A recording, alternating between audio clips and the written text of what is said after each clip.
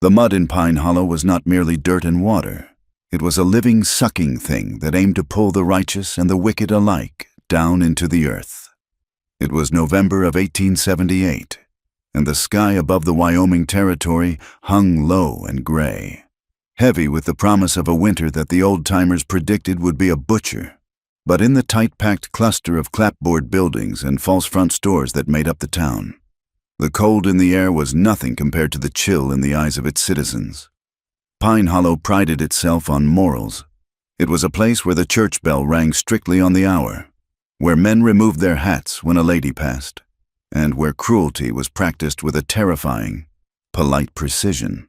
It was a town where a reputation could be murdered faster than a man in a saloon fight, and with far less blood to scrub away afterward. Lydia Hart sat on a hard wooden chair in the center of the church vestry, her hands folded so tightly in her lap that her knuckles were the color of old bone. She was 22 years old.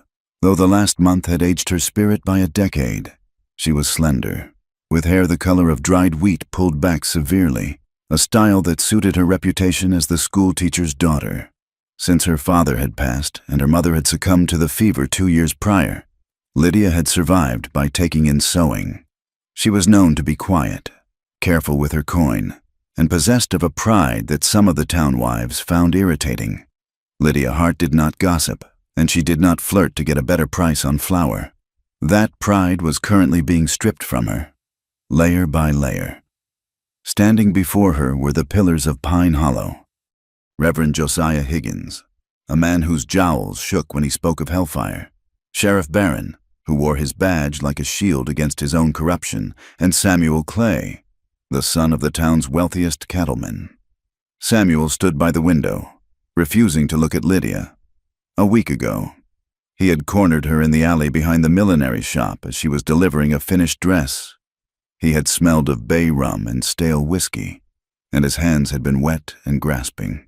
When Lydia had fought him off, striking his cheek with the wooden handle of her parasol and fleeing into the dark, she had thought the horror was over.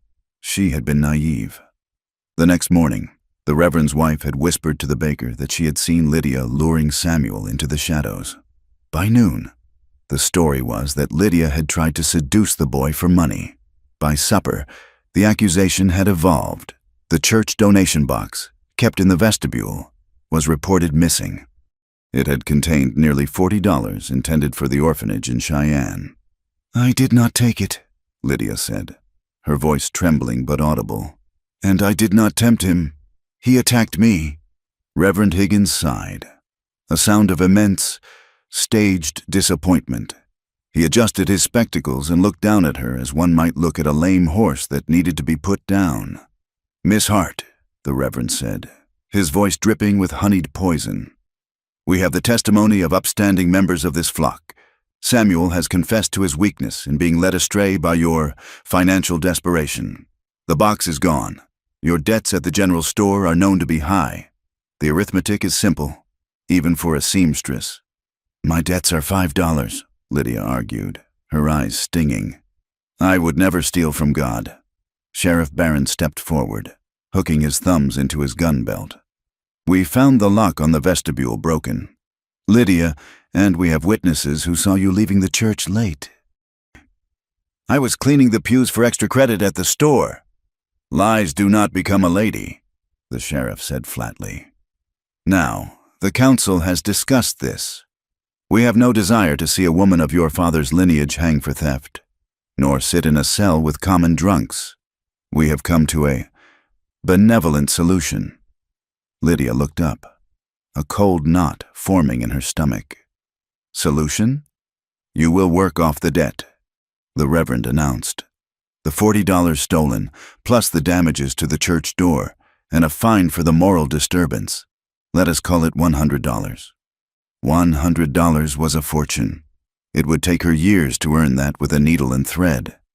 There is a need for a housekeeper up in the high country," the Reverend continued. "Caleb Rourke has sent word to the trading post that he requires assistance through the winter. The council has generously agreed to advance your wages to the church to cover the theft. You will go to Rourke's cabin and work until the contract is satisfied." Lydia felt the blood drain from her face. even in town. The name Caleb Rourke was spoken in low tones, usually to frighten children. He was a mountain man, a trapper who lived near the timberline where the air was thin and the law did not reach. Rumors swirled around him like flies on a carcass. They said he was half wild, that he had killed men with his bare hands, that he spoke to wolves. He came down only twice a year to trade furs, a giant of a man who looked through people rather than at them. "You are sending me to the mountain?" Lydia whispered. "Alone, with a man like that?" "It is honest work," the Reverend said, his eyes hard, "unless you prefer the county jail in Laramie." Samuel Clay finally turned from the window. He looked at Lydia, and for a second, she saw a flicker of guilt, but it was quickly swallowed by the arrogance of a man who knew his father owned the very ground the church stood on. He said nothing. "Pack your things, Miss Hart," the sheriff said. "You leave at dawn." The journey was a slow execution. The wagon driver, a sour old man named Elias, who had been paid $5 to transport her, spoke not a word for 6 hours. The road wound upward, leaving the muddy slush of the valley for the hard-packed frost of the foothills.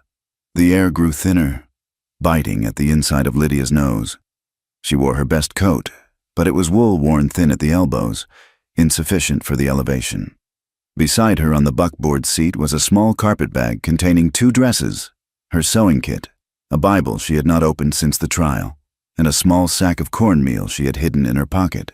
She also carried marks she refused to look at, a dark bruising on her upper arm where Samuel had grabbed her, a scrape on her shin from where she had fallen against a crate escaping him, and deeper than those, the invisible mark of the town's rejection. They had discarded her. They had chosen to believe a lie because it was easier than confronting the truth of their own sons. Around 2 in the afternoon, the wagon stopped. Elias pointed his whip toward a narrow game trail that vanished into a dense stand of lodgepole pine. "Trail gets too narrow for the wheels here," Elias grunted. "Rourke's place is 3 miles up. Keep the creek on your left. Don't stop moving, or the freeze will take you." Lydia looked at the dark forest, then back at the man. "You are leaving me here?" "I was paid to bring you to the pass. This is the pass." He spat tobacco juice onto the snow-dusted rock. "Get out!" Lydia climbed down, her legs stiff. She barely had her grip on her bag before Elias snapped the reins and turned the wagon around, eager to be back on level ground before nightfall. The sound of the wheels fading away was the loneliest sound Lydia had ever heard. She turned to the mountain. It was vast, silent, and indifferent. The wind did not howl. It hissed through the pine needles, a sound like knives being sharpened on stone. She began to walk. The first mile was difficult. The second was agony. The incline was steep, and the ground was a treacherous mix of loose shale and patches of slick ice hidden beneath a dusting of snow. Lydia's boots were made for schoolrooms and church floors, not for the savage geography of the Rockies. Her breath came in ragged gasps that burned her throat.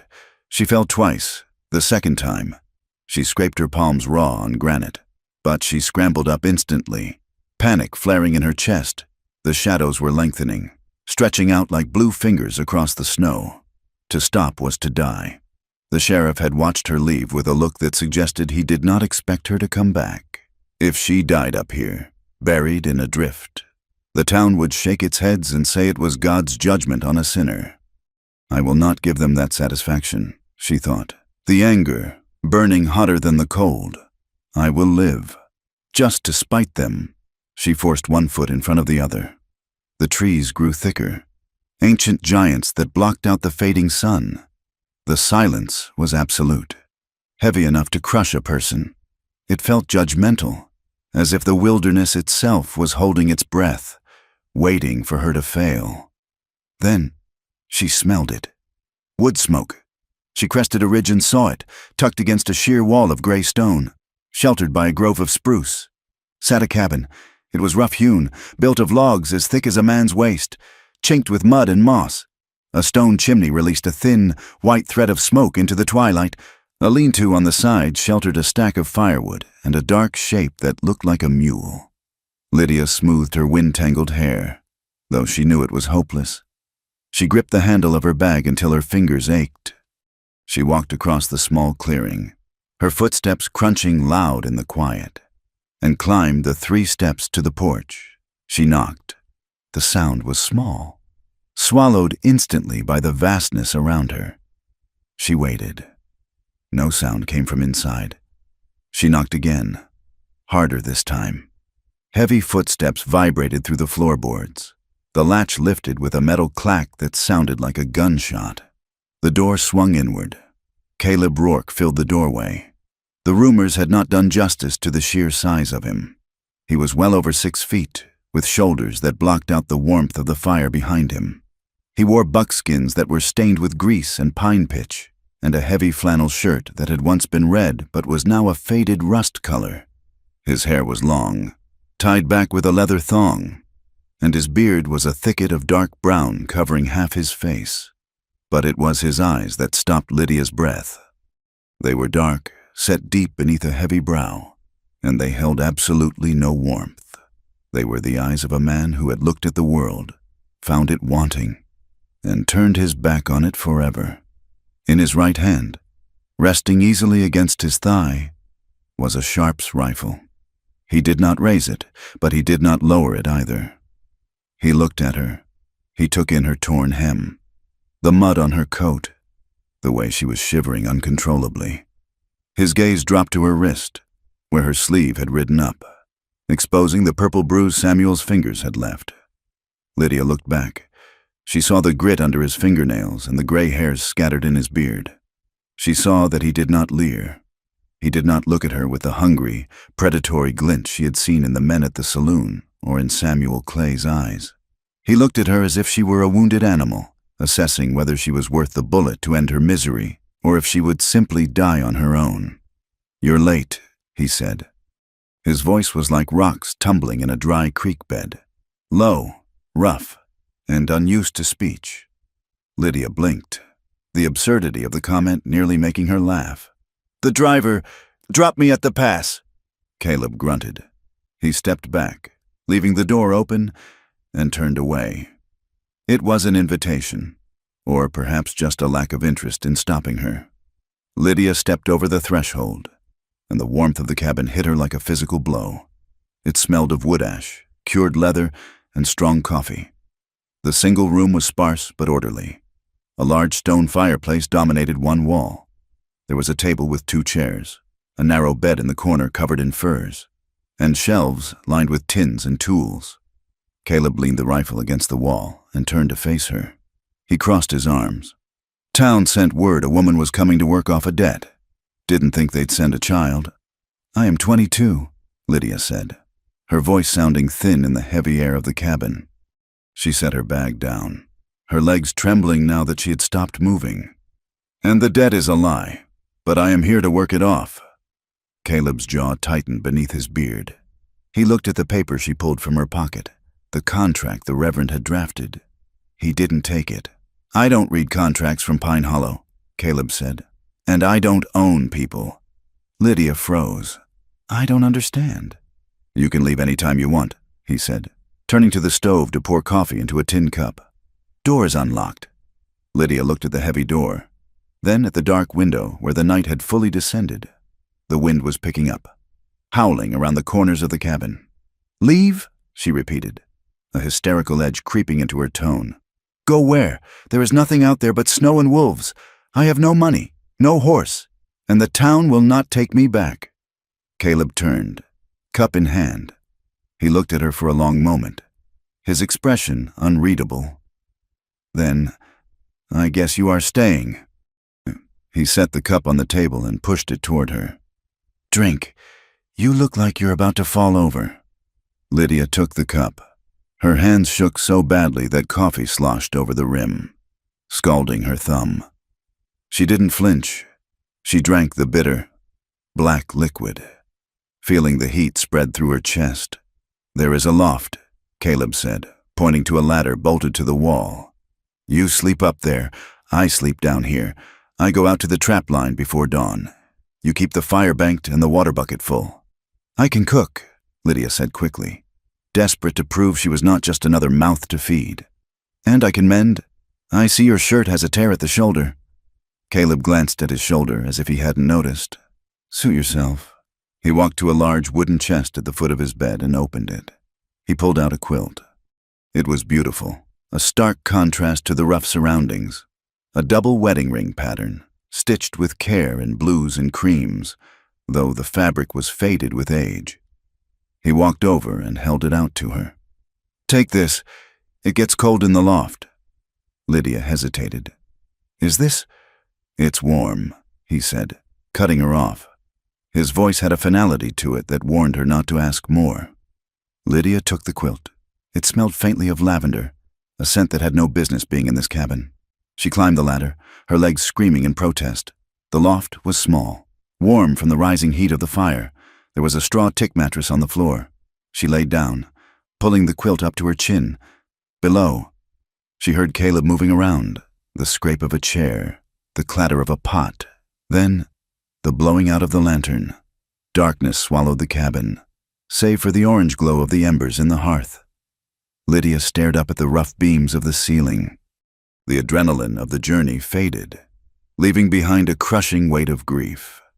She thought of her father's schoolhouse. She thought of the little room behind the dress shop where she used to live. She thought of the way the Reverend had looked at her, like she was something spoiled. She bit her lip to stop the sound, but the tears came anyway. Hot, silent tears that tracked into her hair. She buried her face in the quilt that had belonged to a dead woman, trying to muffle her jagged breathing. Below, in the dark, Caleb Rourke lay on his back, his eyes open. He heard the soft, stifled sounds from the loft. He knew the sound of a person trying not to break. He had made those sounds himself, night after night, for 3 years.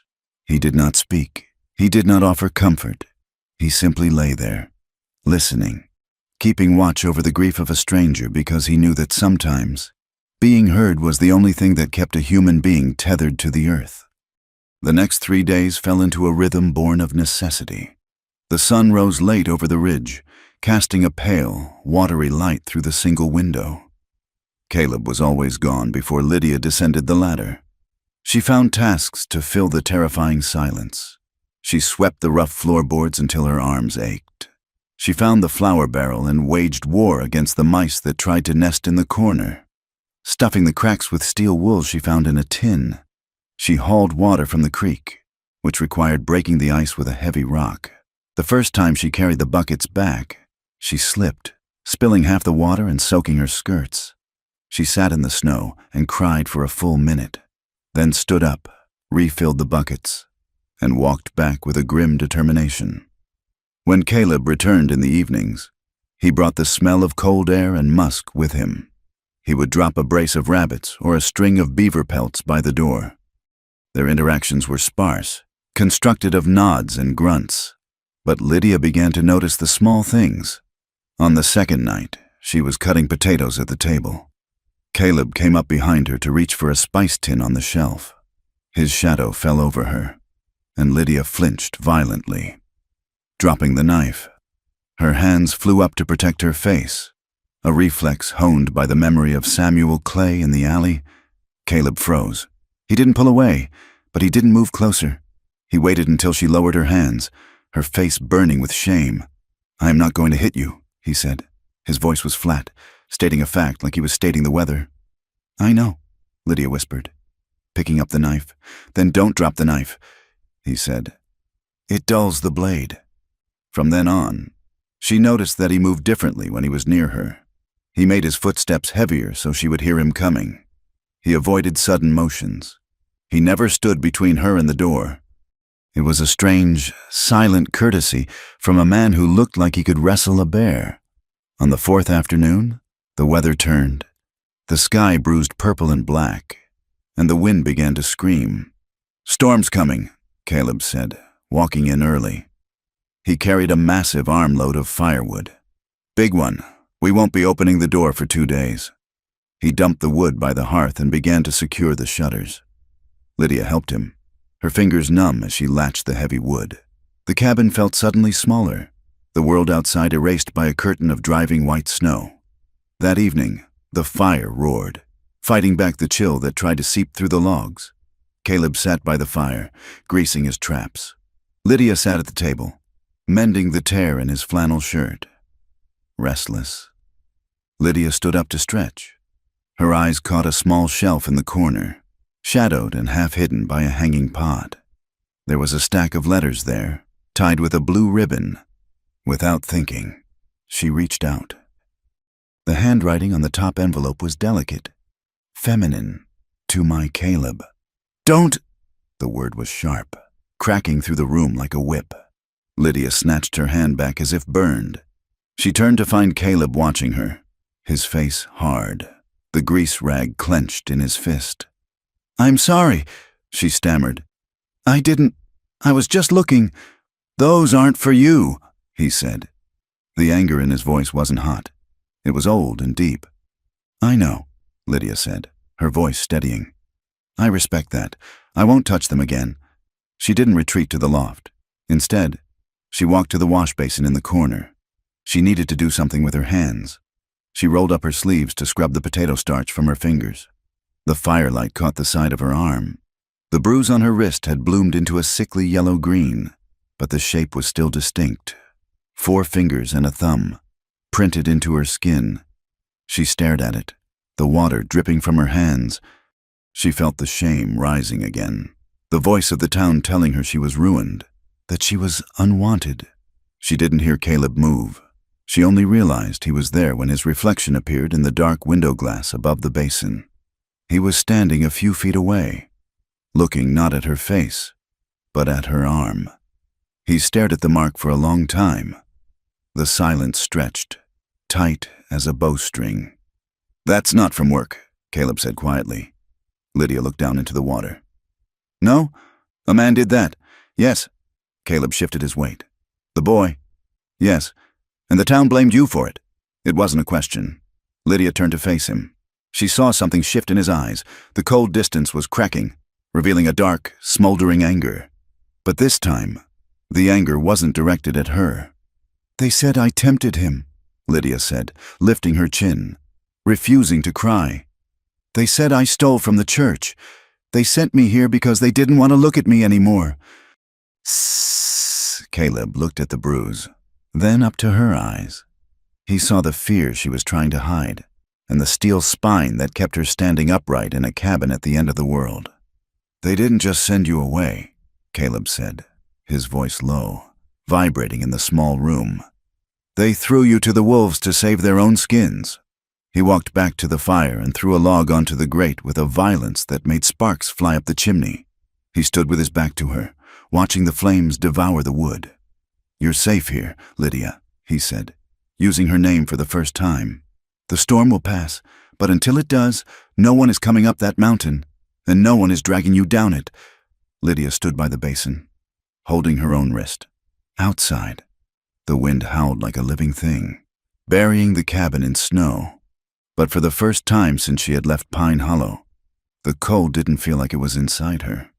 She looked at the man's broad back, silhouetted against the fire, and realized with a jolt of surprise that she believed him. Winter arrived in the high country not as a season, but as a siege. The snow ceased to be a weather event and became a geography of its own. It drifted against the north wall of the cabin until the logs disappeared beneath a white, undulating wave that reached the roof line. The wind was a constant, screaming presence, a voice that tore through the pass with a sound like tearing metal. At night, the temperature dropped so low that the trees cracked like rifle shots, the sap freezing and expanding in the dark. Inside the cabin, the world shrank to the radius of the heat thrown by the stone hearth. Lydia Hart's body began to remember what it was like to be fed. The hollows in her cheeks filled slightly, and the trembling in her hands when she lifted the heavy iron skillet began to steady. The bruises on her wrist faded from purple to a sickly yellow, and finally to a pale shadow that only she knew was there. But while her flesh knitted itself back together, her mind remained a landscape of broken glass. The nightmares did not come every night, but when they did, they were vicious.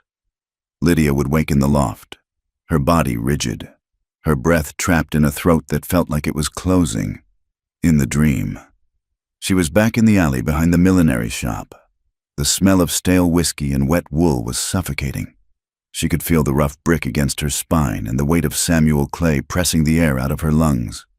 She would sit bolt upright in the pitch black, her heart hammering against her ribs like a trapped bird, waiting for the heavy hand to clamp over her mouth.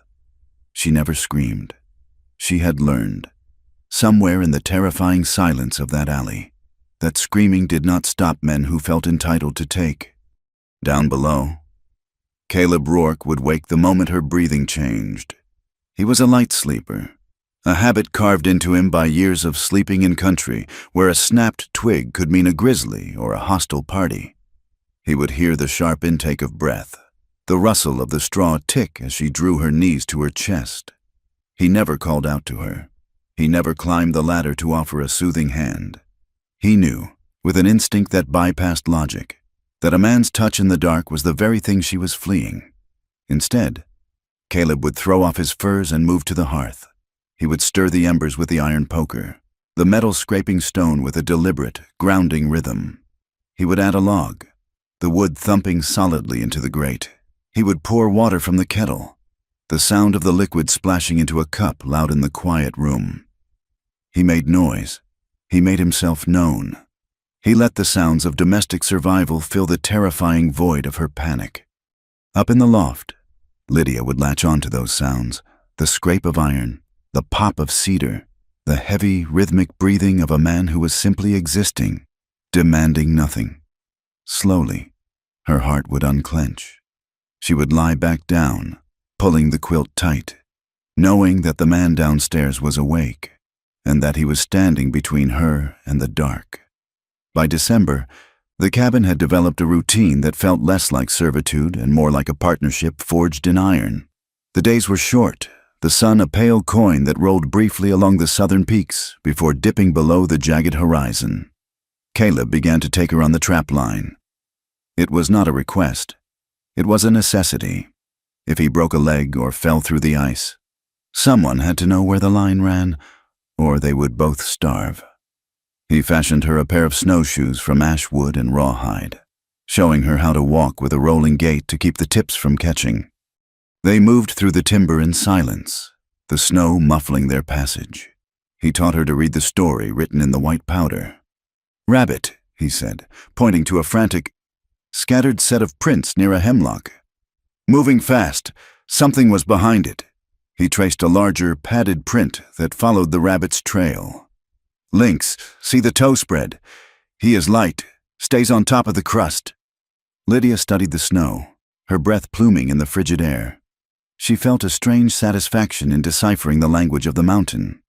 It was honest. The mountain did not lie. It did not smile at you while planning your destruction. If a wolf walked here, it left a wolf's mark. One evening, after they had returned with 3 marten pelts and a heavy beaver, Caleb sat at the table with his ledger. It was a battered book with a leather cover, filled with scratching marks that looked more like chicken track than numbers. He was frowning, counting on his fingers, a piece of charcoal hovering over the page. Lydia watched him from the stove where she was stirring a stew of dried venison and root vegetables. She wiped her hands on her apron and stepped closer. "You have missed the 2 skins from Tuesday," she said softly. Caleb looked up, his brow furrowed. "What?" "The tally," she said, pointing to the page. "You have 17 marten listed, but we brought in 2 on Tuesday and 3 today. That makes 22 for the month, if you count the ones curing in the shed." Caleb looked at the book, then at her. "You can do figures." "My father was a schoolteacher," Lydia said, a flicker of the old pride straightening her spine. "I graded the arithmetic papers for the older boys by the time I was 12. I can read, I can write, and I can balance a ledger better than the clerk at the general store." Caleb stared at her. For a moment, she thought he might be offended, his masculine pride wounded by her correction. Instead, he pushed the book toward her. "Do it," he said. Lydia sat down. She took the charcoal. Her handwriting was neat and precise, a sharp contrast to his scrawl. She organized the columns. Date, type of pelt, quality, estimated weight. She tallied the flour, the coffee, the salt pork. She calculated how many weeks of supplies remained if the winter held until April. When she finished, she pushed the book back. Caleb studied it for a long time. He ran a rough thumb over the neat rows of numbers. "We are short on coffee," he murmured, reading her total. "Yes," Lydia said, "but we are rich in furs. If the prices hold—" Caleb looked at her, and the expression in his eyes was one she hadn't seen before. It was respect. "You're handy to have around. Lydia Hart." It was the first time he had complimented her. The warmth of it stayed with her longer than the heat from the stove. A week later, the silence of the mountain was broken by a sound that Caleb Rourke had likely not heard in years. They were in the lean-to, trying to saddle the mule. The animal, a cantankerous beast named Blue, was in a foul mood. The cold had made him stiff, and he had no interest in hauling firewood. Every time Caleb tried to cinch the girth, Blue would inhale deeply, bloating his belly to keep the strap loose. Caleb grunted, shoving his shoulder into the mule's ribs to force the air out. Blue waited until Caleb relaxed, then inflated himself again with a stubborn groan. "You ornery son of a—" Caleb muttered, stepping back and glaring at the animal. Blue looked at him with half-closed eyes and let out a long, loud, vibrating sigh that sounded remarkably like a human harumph of dismissal. Lydia, standing by with the bridle, let out a sound. It was sharp and sudden, like a bird taking flight. A laugh. She clamped her hand over her mouth instantly, her eyes widening. She hadn't laughed in months. The sound felt foreign in her throat, illicit. Caleb turned slowly. He looked at the mule, then at Lydia. He didn't scowl. He looked at her as if she had just performed a magic trick. He looked as if he had forgotten that laughter was something that existed in the world. He sounded just like Reverend Higgins," Lydia stammered, her hand still hovering near her mouth. Caleb looked back at the mule. The corners of his eyes crinkled. It wasn't a smile, not fully, but the heaviness that usually cloaked him seemed to lift an inch. "Reverend's got longer ears," Caleb said dryly. Lydia laughed again, and this time she didn't cover her mouth. The sound drifted up into the pines, fragile and defiant against the gray sky. That night, the wind died down, leaving a silence that was profound and heavy. They sat by the fire, the work of the day done. Caleb was whittling a trigger for a trap, the shavings curling onto the hearth. "You asked about the quilt," he said. He didn't look up from the wood. Lydia stopped her mending. "I didn't mean to pry." "Her name was Sarah," Caleb said. His voice was low, vibrating with the gravel of disuse. "She was small, smaller than you, but she could drag a buck deer a mile if she had to."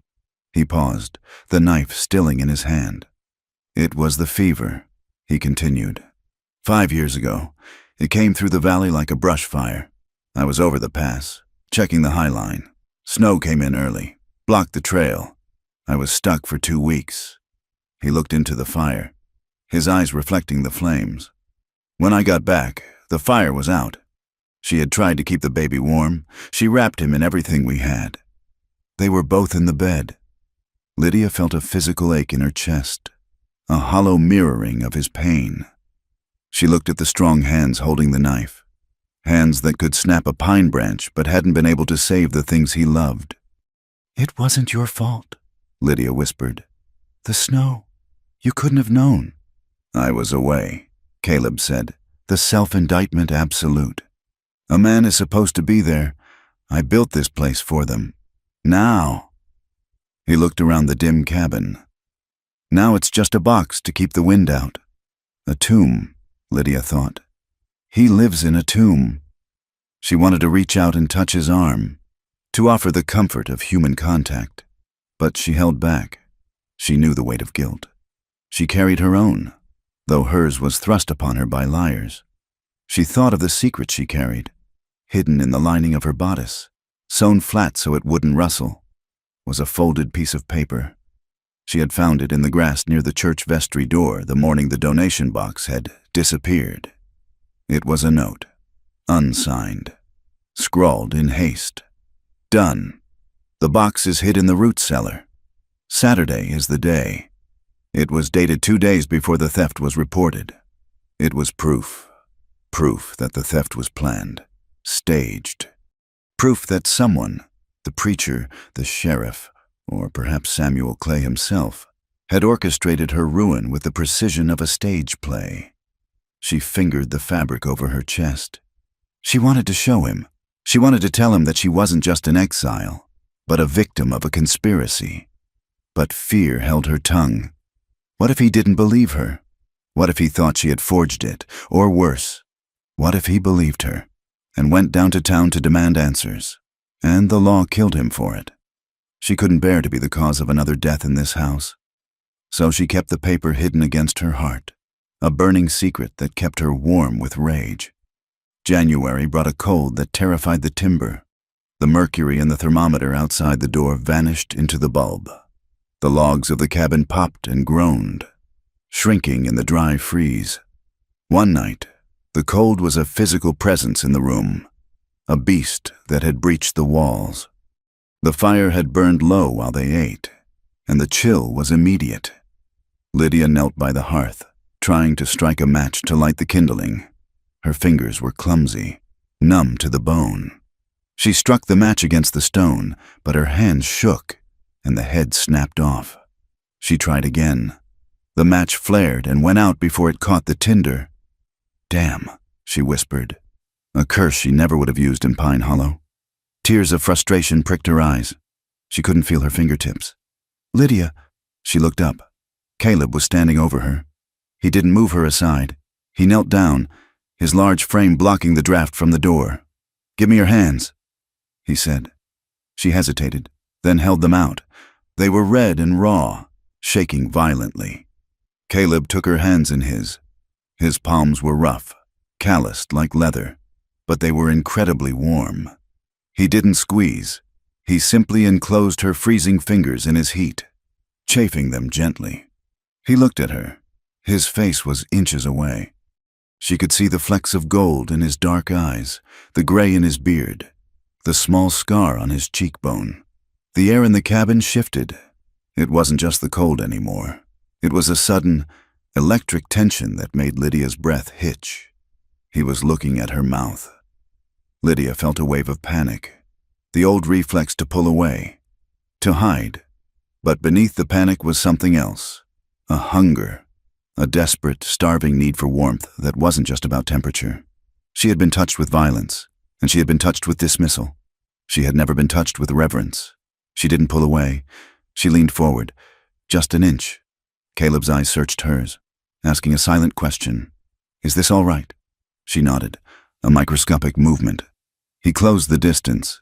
His lips were dry, but the kiss was soft. It wasn't the demanding, wet assault she had experienced in the alley. It was hesitant, trembling. It tasted of coffee and wood smoke. It was a question, not a taking. For a moment, Lydia melted into it. She pressed closer to him, her hands still trapped in his, feeling the solid wall of his chest.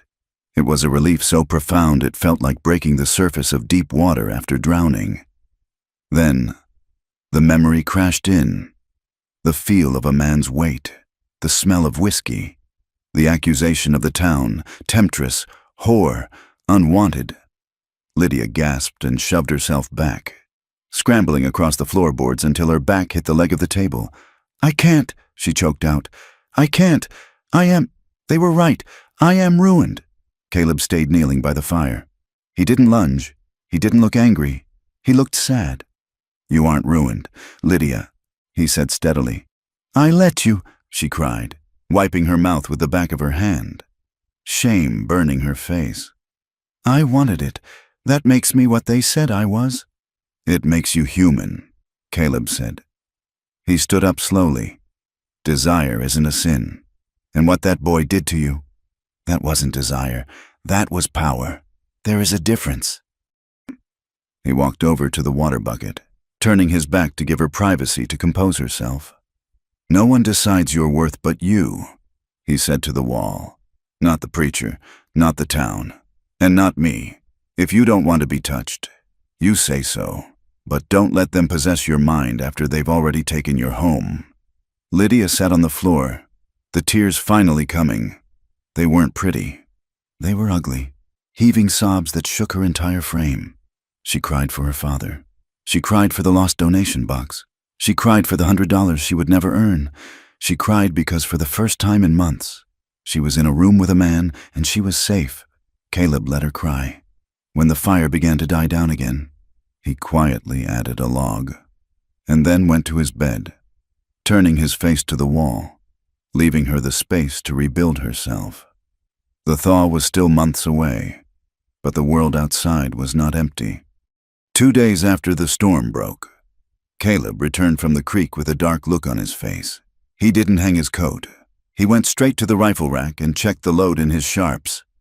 "What is it?" Lydia asked, sensing the shift in him. "Tracks," he said. "Down by the lower crossing." "Wolf?" "Boot," he said. "Hobnailed. Not a trapper's boot. A flat lander." Lydia felt the blood drain from her face. The sheriff? Maybe. Or someone looking for game. But they were stopping, looking. Whoever it was stood by the creek and looked up toward the smoke. The safety of the cabin suddenly felt fragile. The walls were thick, but they were wood, not iron. "If they come," Lydia started, her voice trembling. "If they come, they don't get in," Caleb said. His voice was flat, devoid of doubt. "But we need to be careful. No more going out alone." Fear, which had been a low hum, cranked up to a scream.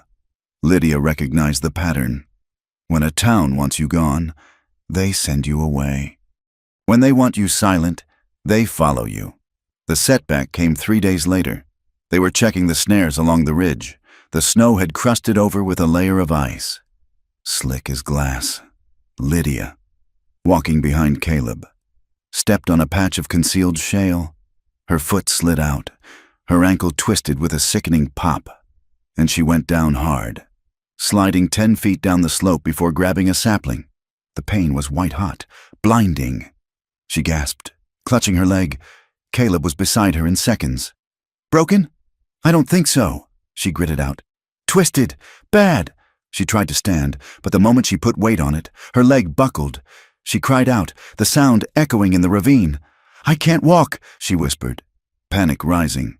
Helplessness was a trigger. To be unable to run was to be a victim. Caleb didn't hesitate. He slung his rifle over his back. "Put your arms around my neck." "I can crawl," she argued, tears of humiliation in her eyes. "I am too heavy." "You aren't heavy," he said. He bent down and scooped her up as if she were a child. He carried her for 2 miles. Lydia held on, her face buried in the rough wool of his coat. She could feel the strain in his muscles, the heavy thud of his heart against her ribs. He didn't complain. He didn't stumble. He moved with a terrifying, protective strength. Every step he took was a defiance of the men who had hurt her. Those men had used their strength to pin her down. Caleb used his to lift her up. When they got back to the cabin, he set her on the bed. He cut the laces of her boot with his knife, his touch gentle as he peeled back the wool stocking. The ankle was swollen to the size of a grapefruit, blue and angry. He packed it with snow wrapped in a cloth. He made her tea. He moved the table closer to the bed so she could reach her sewing. "I am useless," she muttered, hitting the mattress with her fist. "You are healing," Caleb corrected. "There is a difference." Lydia Hart did not handle confinement well.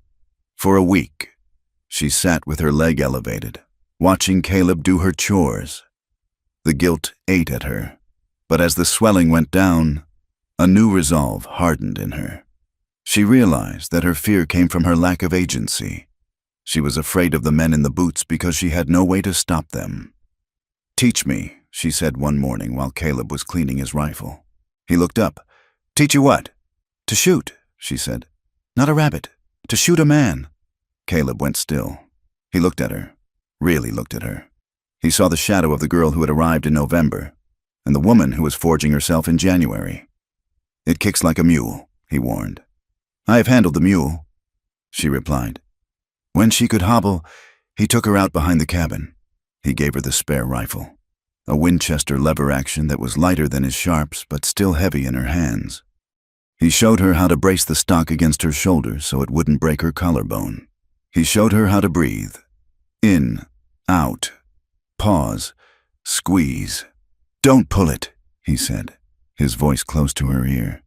"Squeeze it, like you're squeezing water from a cloth." Lydia aimed at a pine cone on a stump 50 yards away. Her arms shook. The rifle felt like a living thing, full of death. She fired. The recoil slammed into her, bruising her shoulder. The shot went wide, taking a chunk out of a tree 5 feet to the left. "Again," Caleb said. She fired until her shoulder ached and her ears rang. On the third day, she hit the pine cone. It exploded into wooden shrapnel. Caleb lowered his own rifle. He watched her work the lever, ejecting the spent casing with a fluid, practiced motion. He felt a complicated knot in his chest.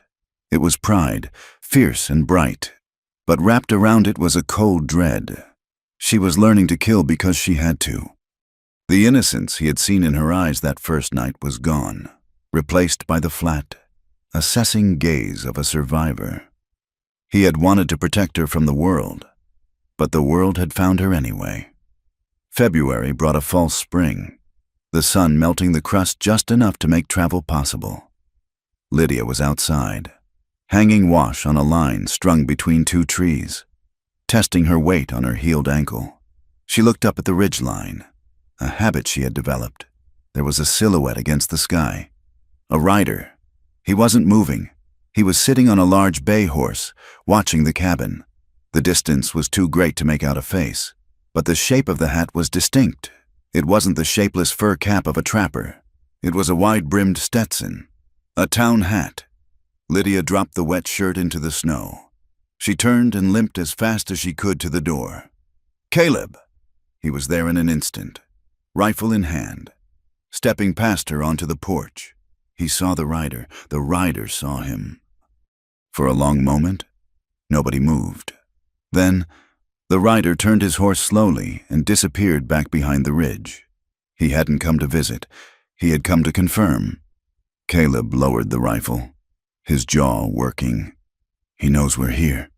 Lydia's hand went to her bodice. She couldn't keep it hidden anymore. If the town was coming, Caleb had to know why.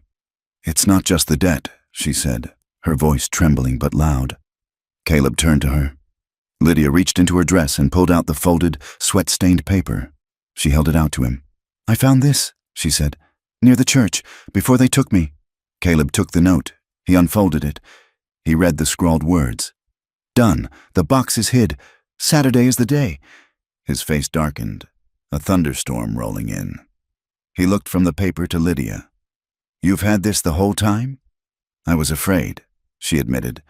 "I didn't know if you would believe me. I didn't want to bring their trouble on you." Caleb crumpled the note in his fist, his knuckles white. "Trouble is already here. Lydia." He looked back up at the ridge where the rider had been. The isolation of the winter was over. The sanctuary was breached. "They framed you," Caleb said, the realization settling like a stone. "And now they're checking to see if you're still alive to tell about it." "What do we do?" Lydia asked. She stepped closer to him, not out of weakness, but out of solidarity. She checked the position of the Winchester leaning against the doorframe. Caleb looked at her. He saw the fear. Yes, but he also saw the woman who had learned to tally furs, who had laughed at a mule, who had healed a broken ankle, and who had learned to put a bullet through a pine cone at 50 yards. "We don't hide anymore," Caleb said. He turned back to the cabin, his stride long and purposeful. "Pack the saddlebags," he ordered. "We aren't just surviving the winter, Lydia. We're going to make them answer for it." Lydia looked at the paper in his hand, then at the rifle, and finally at the man who had chosen her over solitude. She nodded, and for the first time in her life, the anger in her heart outweighed the fear. She followed him inside. March arrived not with the gentle greening of the lower valleys, but with the violence of a breaking fever. The silence that had protected Caleb Rourke and Lydia Hart for 4 months was shattered by the sound of water. Every ravine and gully became a throat for the melting snow. The creek, once a frozen ribbon of white, roared into a brown, muscular torrent that chewed at the banks. The ground turned to soup, a slurry of mud and pine needles that sucked at boots and hooves. The isolation of the high country, which had felt like a sanctuary, began to dissolve. The passes were opening. The world was coming up the mountain. Lydia stood on the porch, watching the mist rise off the melting drifts. She held the Winchester rifle in the crook of her arm, a habit that had become as natural as breathing. Her ankle was strong again, though it ached when the barometer dropped. She wore a pair of Caleb's old trousers, cut down and belted with a strip of rawhide, her skirts abandoned for the practicality of survival. She saw them before she heard them. 3 riders emerged from the tree line at the bottom of the meadow. They moved slowly, their horses chest-deep in the scrub brush, picking their way through the mud. Lydia did not panic. The panic had burned out of her months ago, leaving behind a cold, hard vigilance. She stepped back inside the doorway and racked the lever of the rifle. "Caleb," she said. Her voice was level. Caleb was at the table, oiling a trap spring. He didn't look up, but his hands stopped moving. "How many?"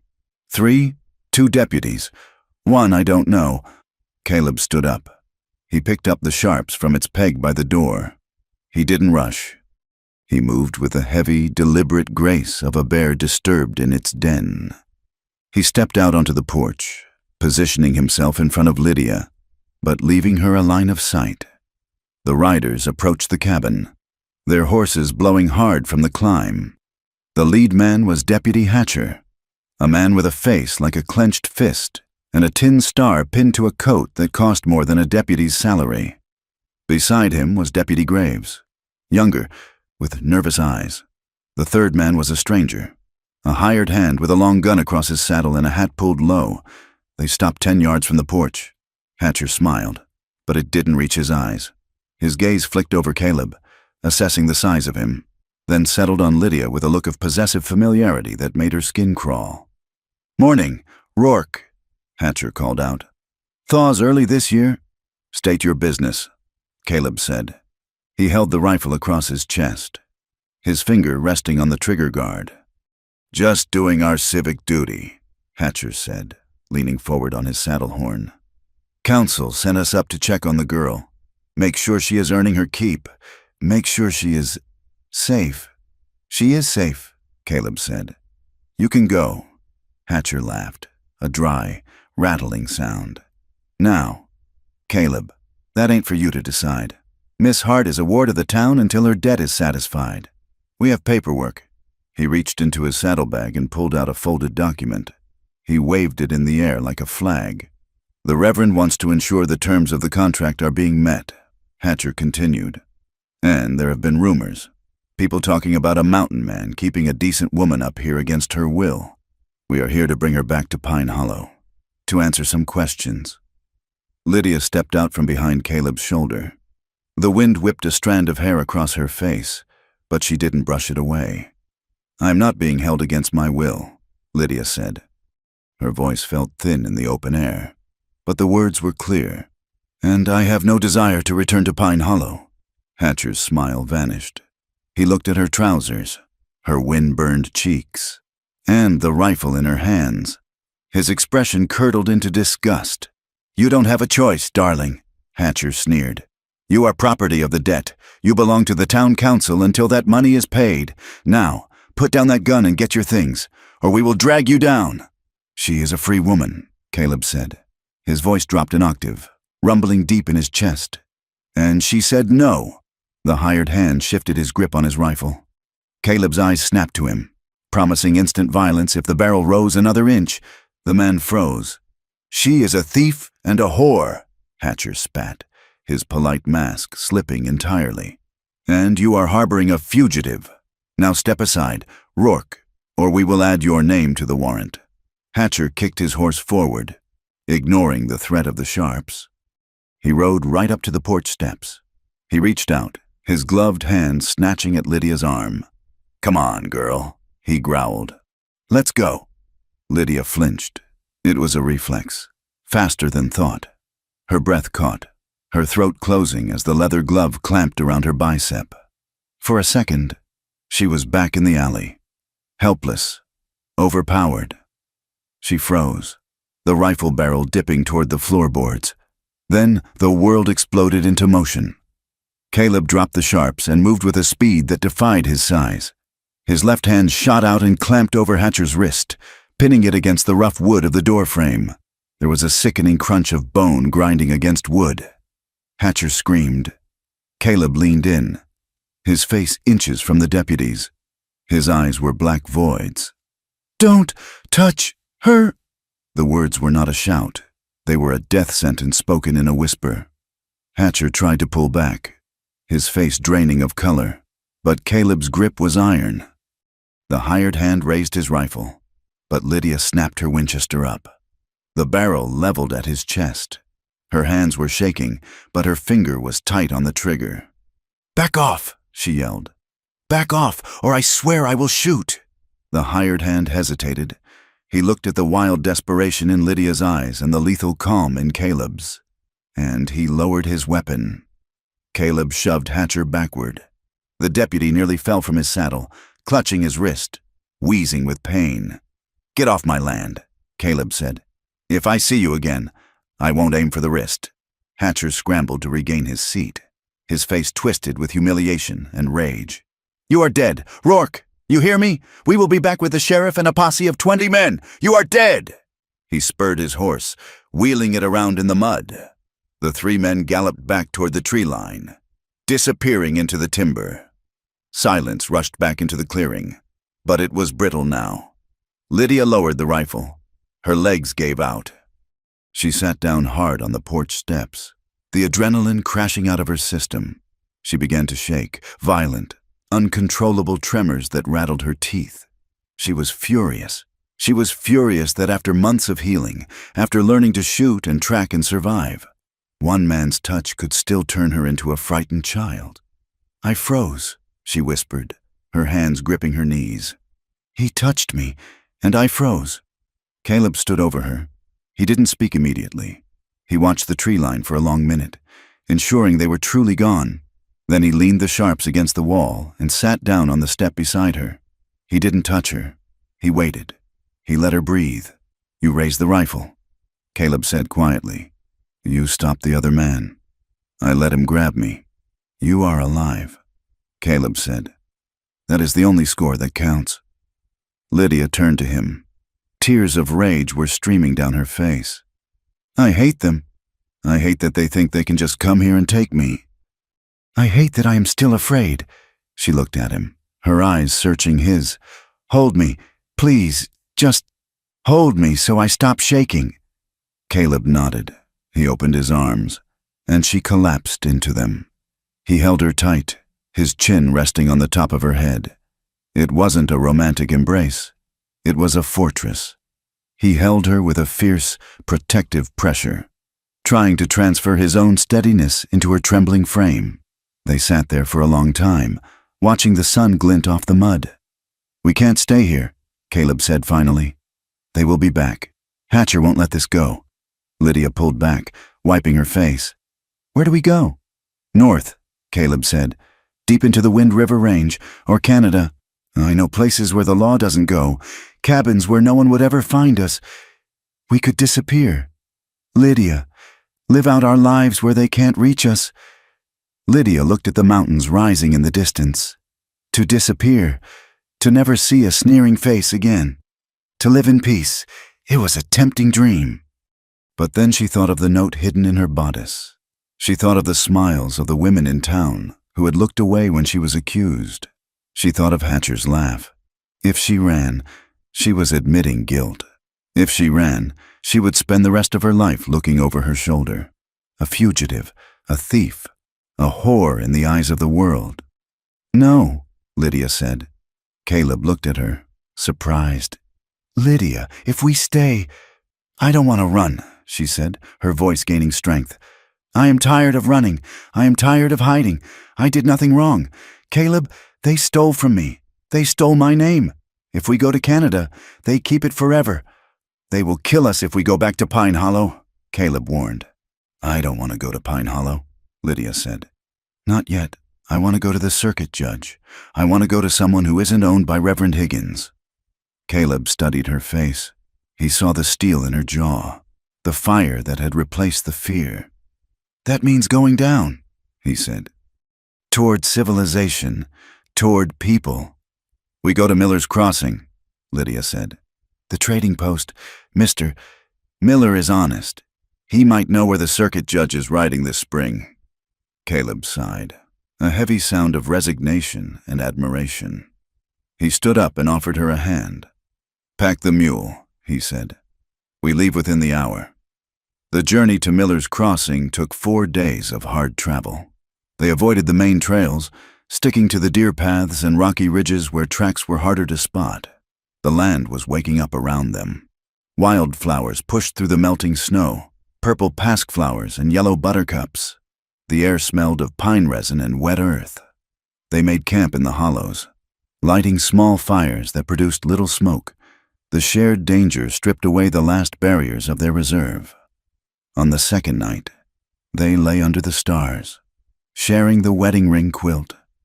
The air was cold, biting at their noses, but under the wool, their body heat created a cocoon. Lydia lay on her back, looking at the sweep of the Milky Way. Do you think I am bad? She asked into the darkness. Caleb shifted beside her. Bad? For wanting this, she said softly. For wanting to be close to you. The Reverend. He said women who feel things like that are flawed, that we are vessels for sin. Caleb turned on his side, propping himself up on one elbow. He looked down at her, his face shadowed. The Reverend is a man who thinks God is a ledger book, Caleb said. He thinks everything is a debt or a payment, but desire isn't a sin. Lydia, it is just life. It is the blood moving in your veins. He reached out and brushed a stray hair from her forehead. His fingers were rough, but his touch was feather-light. You aren't flawed, he said. You are the strongest thing I have ever seen. And wanting warmth, wanting to be held, that doesn't take away your dignity. It just proves you aren't made of stone. Lydia closed her eyes, leaning into his hand. I was so afraid, she whispered. Afraid that if I let myself want you, I would become what they said I was. You are Lydia Hart, Caleb said, and you define what that means. The next evening, they reached a high meadow just a few miles from the trading post. The sun was setting, painting the sky in violent streaks of orange and violet. They turned the horses loose to graze on the new grass. Lydia walked to the edge of the clearing. The wind was gentle here, carrying the scent of sagebrush. Caleb followed her, stopping a few feet away. She turned to face him. He looked tired, his eyes lined with the strain of watching the horizon. But when he looked at her, the exhaustion seemed to fade. Lydia stepped forward. She placed her hands on his chest, feeling the heavy wool of his coat and the solid beat of his heart beneath it. She looked up at him, her eyes clear. She rose on her tiptoes and pressed her mouth to his. Caleb went still. He didn't pull away, but he didn't immediately respond. He held himself in check, a massive reservoir of restraint. Lydia, he murmured against her lips. Are you sure? He was giving her an out. He was asking for permission, not just for the kiss, but for everything it implied. He was handing her the power. Yes, she whispered. I'm sure. I'm choosing this. With a groan that sounded like something breaking, Caleb wrapped his arms around her. He kissed her back, and this time, there was no hesitation. It was a kiss of hunger, of months of silence and sidelong glances finally given voice. It was rough and real and desperate. Lydia's hands tangled in his hair. She pressed herself against him, reclaiming her body. For the first time since the alley, her skin didn't feel like a target. It felt like her own. She wasn't being taken. She was giving, and she was taking back. Miller's Crossing was a single-log building that served as a store, post office, and way station. Amos Miller and his wife, Martha, were gray-haired, sturdy folk who had survived 20 years on the frontier by minding their own business and treating everyone fair. They looked surprised when Caleb walked in, filling the doorway, with Lydia limping slightly behind him. "Caleb Rourke," Amos said, putting down a sack of coffee beans. "Haven't seen you since autumn. And Miss Hart?" Lydia stepped forward. "Hello, Mr. Miller, Mrs. Miller." Martha Miller wiped her hands on her apron and came around the counter. She looked at Lydia's trousers, her weathered face, and the pistol tucked into her belt. She didn't judge. She just nodded. "You look like you've walked a long road, child," Martha said. "Coffee is hot." Over 10 cups of steaming coffee, the truth began to spill out. Lydia told them everything: the false accusation, the staged theft, the winter in the cabin. Amos listened, his face grim. He chewed on a piece of straw. "I believe you," Amos said finally. "Never did sit right with me. That story about the donation box. Higgins has been spending money like water lately. Bought the creek land south of town. Paid cash." "The creek land?" Caleb asked. "That is worthless scrub." "Not if the railroad spur comes through," Amos said. "Rumor is the surveyor was here last summer. Higgins and Sheriff Barron have been buying up the right-of-way quietly." Lydia's eyes widened. "The note," she whispered. "The theft. It wasn't about morality. It was about money. They needed the donation funds to cover a land payment. And they needed a scapegoat to explain where the money went." Caleb finished, his voice cold. "It gets worse," Amos warned. "Sheriff Barron was here 2 days ago. Posting bills." He walked to the wall and pulled down a piece of paper. He slid it across the table. It was a wanted poster, cruder than the official ones, printed on a local press. Wanted for grand larceny and fleeing justice. Lydia Hart, wanted for aiding and abetting. Caleb Rourke, reward, $50. "They upped the stakes," Caleb said, staring at his own name. "They aren't trying to bring you back anymore. Lydia, they're trying to hunt us down." "Barron has a posse out," Amos said. "Deputies and some hired guns. They're combing the foothills. If I were you, I'd keep moving." They left at dawn, loaded with supplies Amos had given them on credit. "Pay me when you clear your names," the old man had said. Handing Caleb a box of ammunition, they headed east, toward Laramie, where the circuit judge was rumored to be holding court. But the net was tighter than they realized. By midday, they were navigating a narrow ridge trail that dropped off steeply into a rocky canyon. The wind was high, masking sound. Lydia was riding Blue the mule, while Caleb walked ahead, leading his horse. The trail twisted around a massive outcropping of granite. The first shot cracked through the air like a whip. Rock splinters exploded inches from Caleb's face, stinging his cheek. "Down!" Caleb roared. He slapped the rump of Lydia's mule, sending it scrambling back around the bend. He dove behind a fallen log just as a second bullet whined past his ear. "It's them!" Lydia screamed, sliding off the mule and grabbing her Winchester from the scabbard. She pressed herself against the granite wall. 3 men were positioned on the opposing ridge, 200 yards away. Puffs of white smoke marked their positions.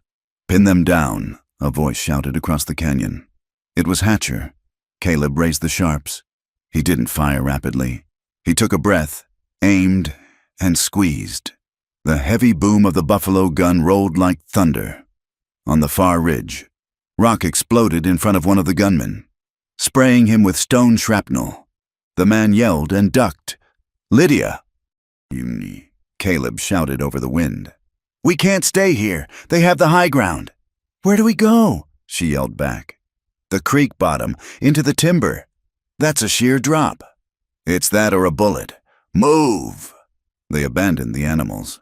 There was no way to get the horses down the scree slope. Caleb grabbed his saddlebags and the ammunition. Lydia shouldered her rifle. They slid down the slope, a controlled fall of sliding shale and dust. Bullets kicked up dirt around them. One struck the heel of Lydia's boot, jerking her leg, but didn't penetrate. They hit the tree line breathless and bruised. "Keep moving," Caleb ordered. "Cross the water. We have to lose the tracks." They plunged into the freezing creek. The water was waist deep, numbing instantly. The current tried to sweep them away. Caleb grabbed Lydia's belt, anchoring her against the flow.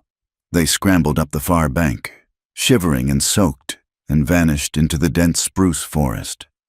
They ran for an hour, doubling back, walking on rocks to hide their prints, using every trick Caleb knew.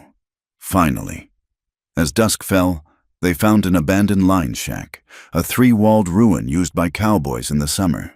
It smelled of rat droppings and old hay, but it was dry. They collapsed against the wall, lungs burning. Caleb checked the load in his rifle, his hands shaking slightly, not from fear, but from the adrenaline crash. Lydia sat with her head between her knees, gasping for air. Her wet clothes clung to her, freezing in the night air. "We lost the horses," she said, her voice hollow. "We kept our lives," Caleb said. He looked at her. Her face was scratched from a branch, bleeding a little. She looked wild, ferocious, and exhausted. "They aren't going to stop," Lydia said. She lifted her head. "They are going to kill us. They tried to kill us." "Yes," Caleb said. "They are scared. Men who are scared do terrible things." He moved closer to her, shivering himself.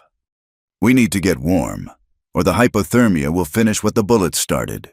They stripped off their wet outer layers and huddled together in the corner, sharing body heat under the one dry blanket Caleb had managed to grab.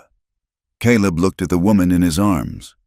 He had lost a wife to the cold. The terror of history repeating itself was a cold knot in his stomach. "I am afraid," he admitted, his voice barely audible. Lydia looked up at him. "You? Afraid?" "I'm not afraid of dying," Caleb said. "I'm afraid of losing you. I'm afraid of failing you the way I failed Sarah." Lydia reached up and cupped his face. Her hand was cold, but her touch was steady. "You haven't failed me," she said fiercely. "You saved me. Every day. You save me." She looked out into the darkening forest, where men with badges and guns were hunting them like animals. "I am done running, Caleb," she said. "We go to Laramie. We find that judge, and we burn them down. Not with bullets, with the truth." "It will be dangerous," Caleb said. "Entering town, it will be walking into a trap." "Then we spring the trap," Lydia said. "I will face Pine Hollow. I will stand in front of them, even if my knees shake, but I will not let them win." Caleb pulled her closer, burying his face in her damp hair. "Then we go together." "Together," she promised. Outside, the wind picked up again, howling through the trees. But inside the ruined shack, two outcasts made a pact that was stronger than stone. They would not let shame or prejudice decide their future. They would fight. Pine Hollow had not changed in the months Lydia Hart had been away, yet it looked entirely different. Before, it had been her home, a place of muddy familiarity and small comforts. Now, as she rode down the main thoroughfare beside Caleb Rourke, the town looked like the jaw of a steel trap waiting to snap shut. The snow here had turned to a thick, churning slush that coated the boardwalks in brown filth. The buildings, with their false fronts and painted signs, seemed to lean inward, casting long, judgmental shadows across the street. They rode in silence. Caleb sat on a borrowed bay horse, his back a wall of tension, the buffalo coat making him look twice the size of any man on the street. Lydia rode the mule. Blue, her back straight, her chin lifted high. She wore the trousers she had cut down in the mountains, but she had scrubbed her face and braided her hair with severe precision. She would not give them the satisfaction of looking wild. The silence of the street was louder than a shout. As they passed the general store, a woman Lydia had known since childhood, Mrs. Gable, the baker's wife, stopped sweeping her porch. She looked at Lydia, her eyes widening, and then she turned her back with a sharp, deliberate swish of her skirts, going inside and slamming the door. A group of men standing outside the saloon stopped their conversation. They did not turn away. They stared. One of them, a ranch hand with a scarred lip, spat a stream of tobacco juice into the mud near the mule's hooves.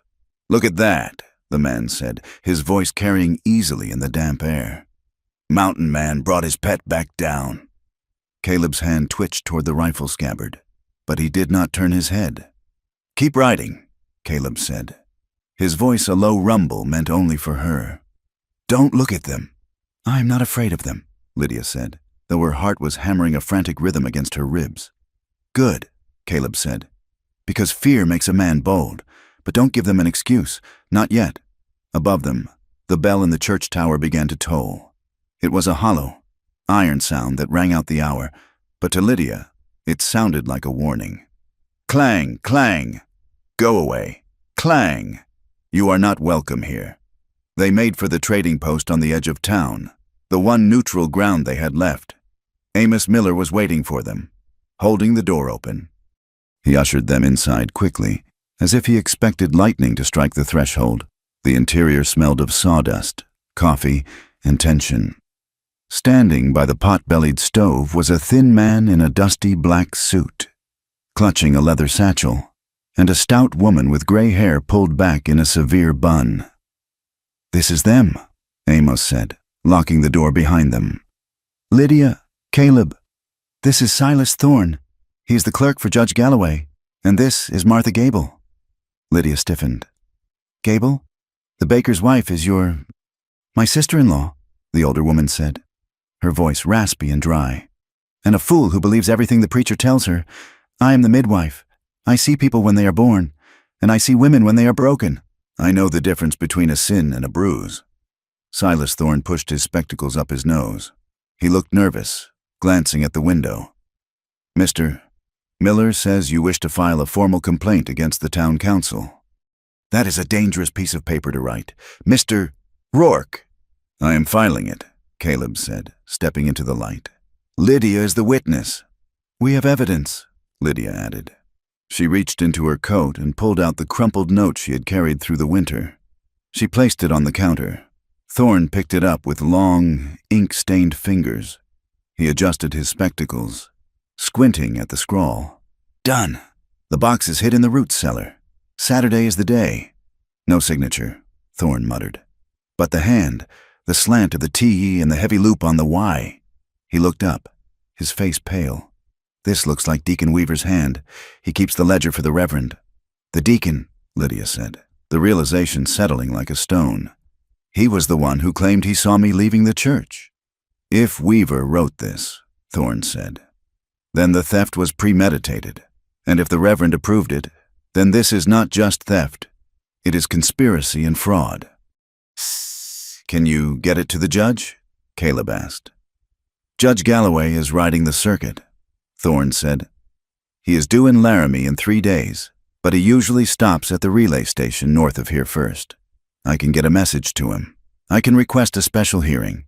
But you have to understand, once I send that telegram, there is no going back. The sheriff will know." "He already knows," Caleb said grimly. "Send it."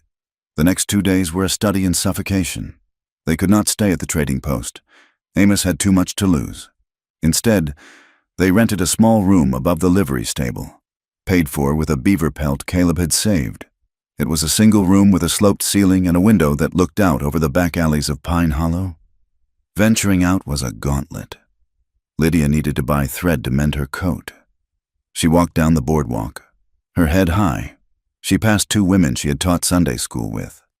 They saw her coming and crossed the muddy street, lifting their hems as if Lydia were a puddle of sewage.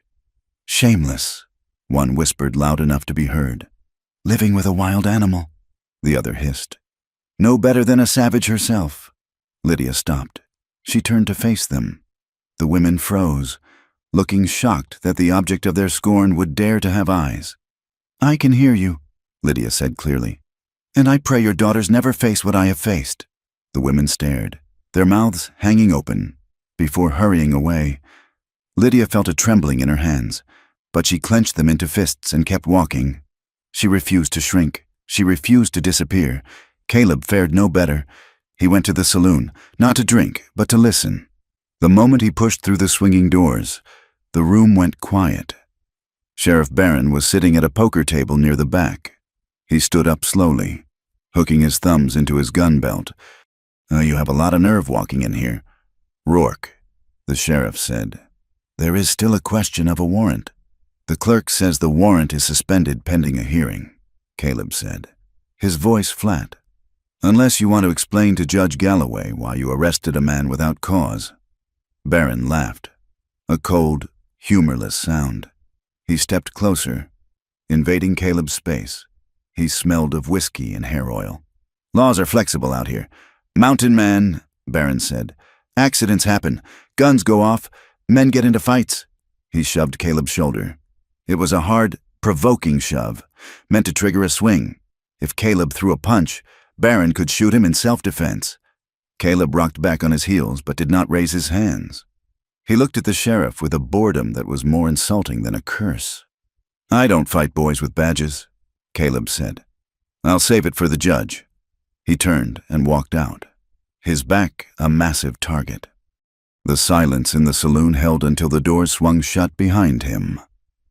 That evening, Lydia went to see Martha Gable. The midwife lived in a small cottage behind the apothecary. The house smelled of dried sage and strong soap. Martha poured tea into chipped cups. She looked at Lydia's face, tracing the lines of exhaustion around her eyes. You aren't sleeping, Martha observed. I dream of the hearing, Lydia admitted. I dream that I open my mouth to speak, and no sound comes out. That is what they want, Martha said. She leaned forward, her voice dropping. You are not the first. Lydia, you know that, don't you? Lydia's cup clattered against the saucer. What? The Reverend's son, Martha said. Samuel. And the deacon. They have appetites. And the Reverend has a need for money to cover his investments. You are not the first girl to be branded unwanted. Who? Lydia whispered. Sarah Miller, the Smith's daughter. 2 years ago, they said she ran off with a drummer. She didn't. She was sent to a brothel in Cheyenne to work off a debt her father supposedly owed. And young Elspeth, the washerwoman's girl. She saw something she shouldn't have. They threatened her mother's livelihood until the girl went mute. Lydia felt a cold horror seep into her bones. I thought it was just me. I thought I was the only one. That is how they win, Martha said fiercely. They make you feel alone. They make you feel like the sin is yours. I treated Elspeth's bruises after Samuel cornered her. I know the shape of his fingers. Lydia looked down at her own wrist, remembering the mark Caleb had seen in the wash basin. I have to speak, Lydia said. For them. If you speak, Martha warned. They will try to destroy you, truly destroy you. They are already saying you are Caleb's whore. They will say worse. Let them say it, Lydia said. I know who I am. The strain, however, was taking its toll in the small room above the livery. The air in the room was thick with unspoken fear. Caleb paced the small floor, 4 steps one way, 4 steps back. He checked the window constantly. We should have gone to Canada, he said abruptly, turning from the glass. Lydia looked up from the table where she was writing down everything she remembered for the clerk. We decided, Caleb. I decided to keep you safe, he snapped. The anger wasn't at her. It was at his own helplessness. Look at this place. Lydia, they hate you. They look at you like you are dirt. I dragged you back into the fire. You didn't drag me, Lydia said, standing up. I walked. I chose this. And if they hang us? Caleb asked, his voice rising. If Barron decides to put a bullet in me tonight and drag you off to a cell? What then? Then we die fighting, Lydia said. Is that worse than hiding in a hole for the rest of our lives? Yes, Caleb roared. He slammed his hand against the wall, shaking the dust from the rafters. Yes, it is worse. Because you would be dead. I can't lose you. Lydia, I can't put you in the ground. The silence that followed was heavy. Lydia walked over to him. He was breathing hard, his forehead pressed against the rough wood of the wall. She reached out and touched his back. He flinched, then leaned into her touch. You aren't going to lose me, she said softly. But you are losing yourself if you think running is the answer. She turned him around. His eyes were tormented. I want to go, he whispered. I want to take you to the high country, where no one can say your name with spit in their mouth. I know, Lydia said, but I need to be here. And I need you to be here with me. Not as a guard, As the man I choose.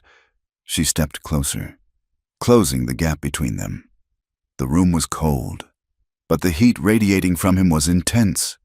I want you, Caleb, she said. The confession hung in the air, bold and terrifying. Not because I am scared, not because I need protection. I want to be chosen, and I want to choose. I want to feel safe enough to desire something without panic. Caleb looked at her, his eyes searching her face for any sign of hesitation. I have wanted you since the first night, he admitted, his voice rough. Since I saw you try to mend my shirt with shaking hands. But I promised myself I would never take anything you didn't give freely. I am giving it, Lydia said. She reached up and unbuttoned the collar of his shirt. Her hands were trembling, not from fear, but from a sudden, overwhelming rush of emotion. Caleb's restraint broke. He didn't grab her. He enveloped her. He pulled her against him, his mouth finding hers with a desperation that tasted of months of solitude. They moved to the narrow bed. It was slow, a deliberate dismantling of barriers. Every touch was a question, and every response was an answer. When he touched the scar on her shoulder, he kissed it. When she flinched, just once, a reflex of old memory, he stopped instantly, hovering over her, waiting until she pulled him back down. There was no shame in the dark room. There was only the sound of breath, the warmth of skin, and the profound, healing realization that they belonged to themselves and to each other. The peace did not last. Sunday morning brought the town's retaliation. Lydia and Caleb did not go to the church, but the church came to them. The windows of the livery room were open to catch the breeze. The Reverend's voice, amplified by practiced theatrics, drifted from the open doors of the chapel down the street. And let us not be deceived by the wolves who come in sheep's clothing, the Reverend bellowed, or the harlots who claim innocence while lying in the bed of savages. We have a cancer in our midst, brothers and sisters, a woman who stole from God and now returns to flaunt her sin. Lydia sat on the edge of the bed, her face pale. She gripped Caleb's hand until her knuckles were white. He is talking about me, she whispered. He is talking about a ghost he is afraid of. Caleb said, he is shouting because he knows the truth is coming.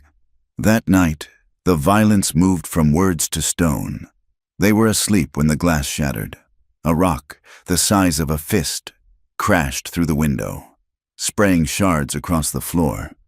Caleb was up in a heartbeat, pistol in hand, shoving Lydia down to the floorboards.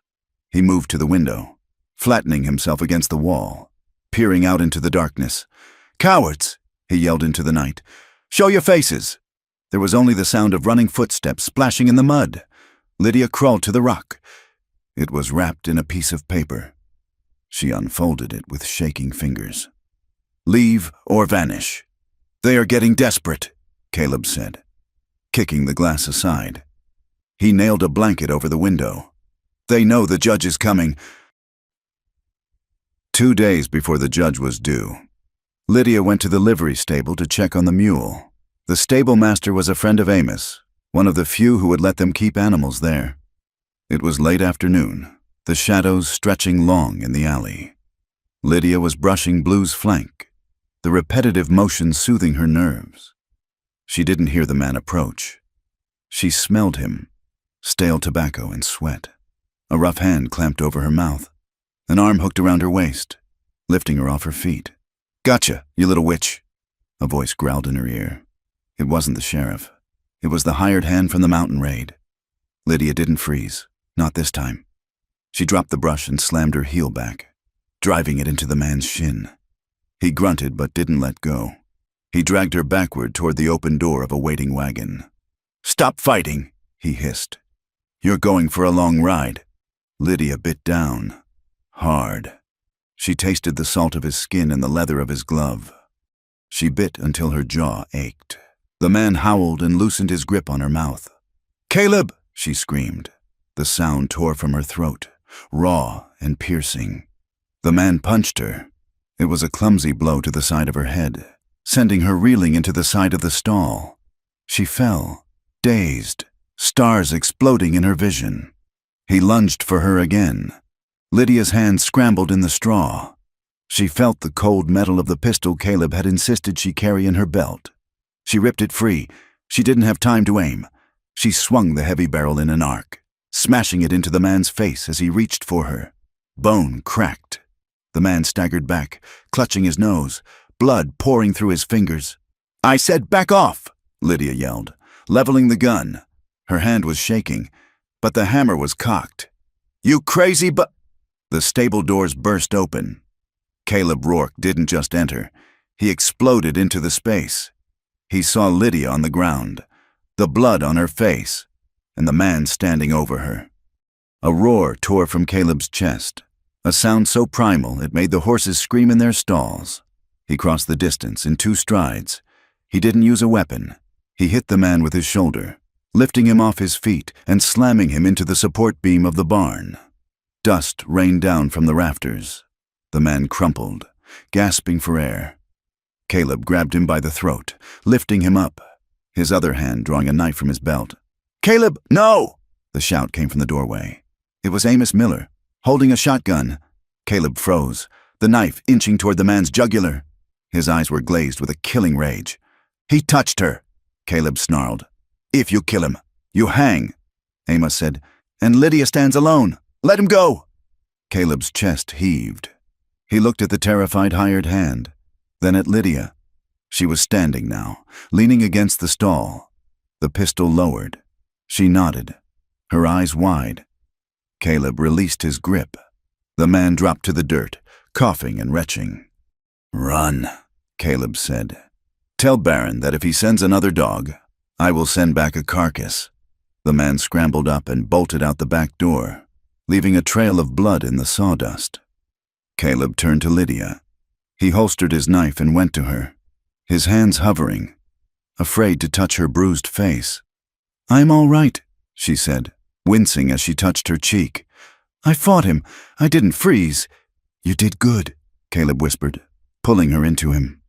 "God, you did good." The next morning, the mood in the room was grim. Silas Thorne came to see them, his face gray. "The sheriff is spinning a story," Thorne warned. "He says Caleb attacked a citizen without provocation. He says Lydia is dangerous. He is trying to get the judge to sign a confinement order the moment he arrives." "When does the judge arrive?" Caleb asked. "Tomorrow, noon. The hearing is set for 1 o'clock in the town hall." "We need witnesses," Lydia said. "My word against the sheriff won't be enough." "The note helps, but they will say I forged it." "Mrs. Gable is willing to speak," Thorne said. "But she is the sister-in-law of the baker. They will say she is biased." "We need Elspeth," Lydia said. Thorne shook his head. "The washerwoman's girl? She hasn't spoken a word in 2 years. She is terrified of her own shadow." "She saw the preacher's son," Lydia said. "She knows." "It's too dangerous," Caleb said. "Lydia, look at your face. They will kill anyone who stands with us. If we don't get her to speak, we are dead anyway," Lydia said. "I am going to see her." Lydia waited until dusk. She slipped out the back of the livery, wearing a heavy shawl to hide her face. She made her way to the shanties near the creek where the washerwomen lived. She found Elspeth sitting on a crate behind a line of drying sheets. The girl was young, barely 18, with eyes like a trapped deer. Lydia sat down on the dirt beside her. She didn't touch her. She just pulled back her shawl, revealing the fresh bruise on her cheek and the old pistol in her belt. "They hurt me, too," Lydia said softly. Elspeth looked at the bruise, then at Lydia's eyes. "They want us to be quiet," Lydia continued. "They think if they hit us hard enough, we will disappear. But I am not disappearing. Elspeth, I am going to stand in front of the judge tomorrow, and I am going to tell him what Samuel did. I'm going to tell him about the box. I am going to tell him about the cabin." Elspeth's lip trembled. "I need you to stand with me," Lydia said. "Not for me, for yourself. Because if we don't stop them, they will do it to the next girl, and the next." Elspeth opened her mouth. No sound came out. She closed her eyes, tears squeezing out. Then she nodded. A single, sharp jerk of her chin. That night, Back in the room, Caleb sat cleaning his pistol. He did it methodically, over and over. "I looked at that man in the barn," Caleb said quietly. "And I wanted to open his throat. I wanted to watch the light go out of his eyes." He looked up at Lydia. "I have killed men before. Lydia, in the war, on the trail. But this is different. The darkness in me, it's hungry. I am willing to burn this whole town to the ground to keep you safe, and that scares me." Lydia walked over to him. She took the gun from his hands and set it on the table. She took his face in her hands. "You are angry," she said. "You have a right to be, but you are not them. They use violence to take. You use it to protect." She kissed his forehead. "Don't become their kind of man, Caleb," she whispered. "Be mine, still good, still alive.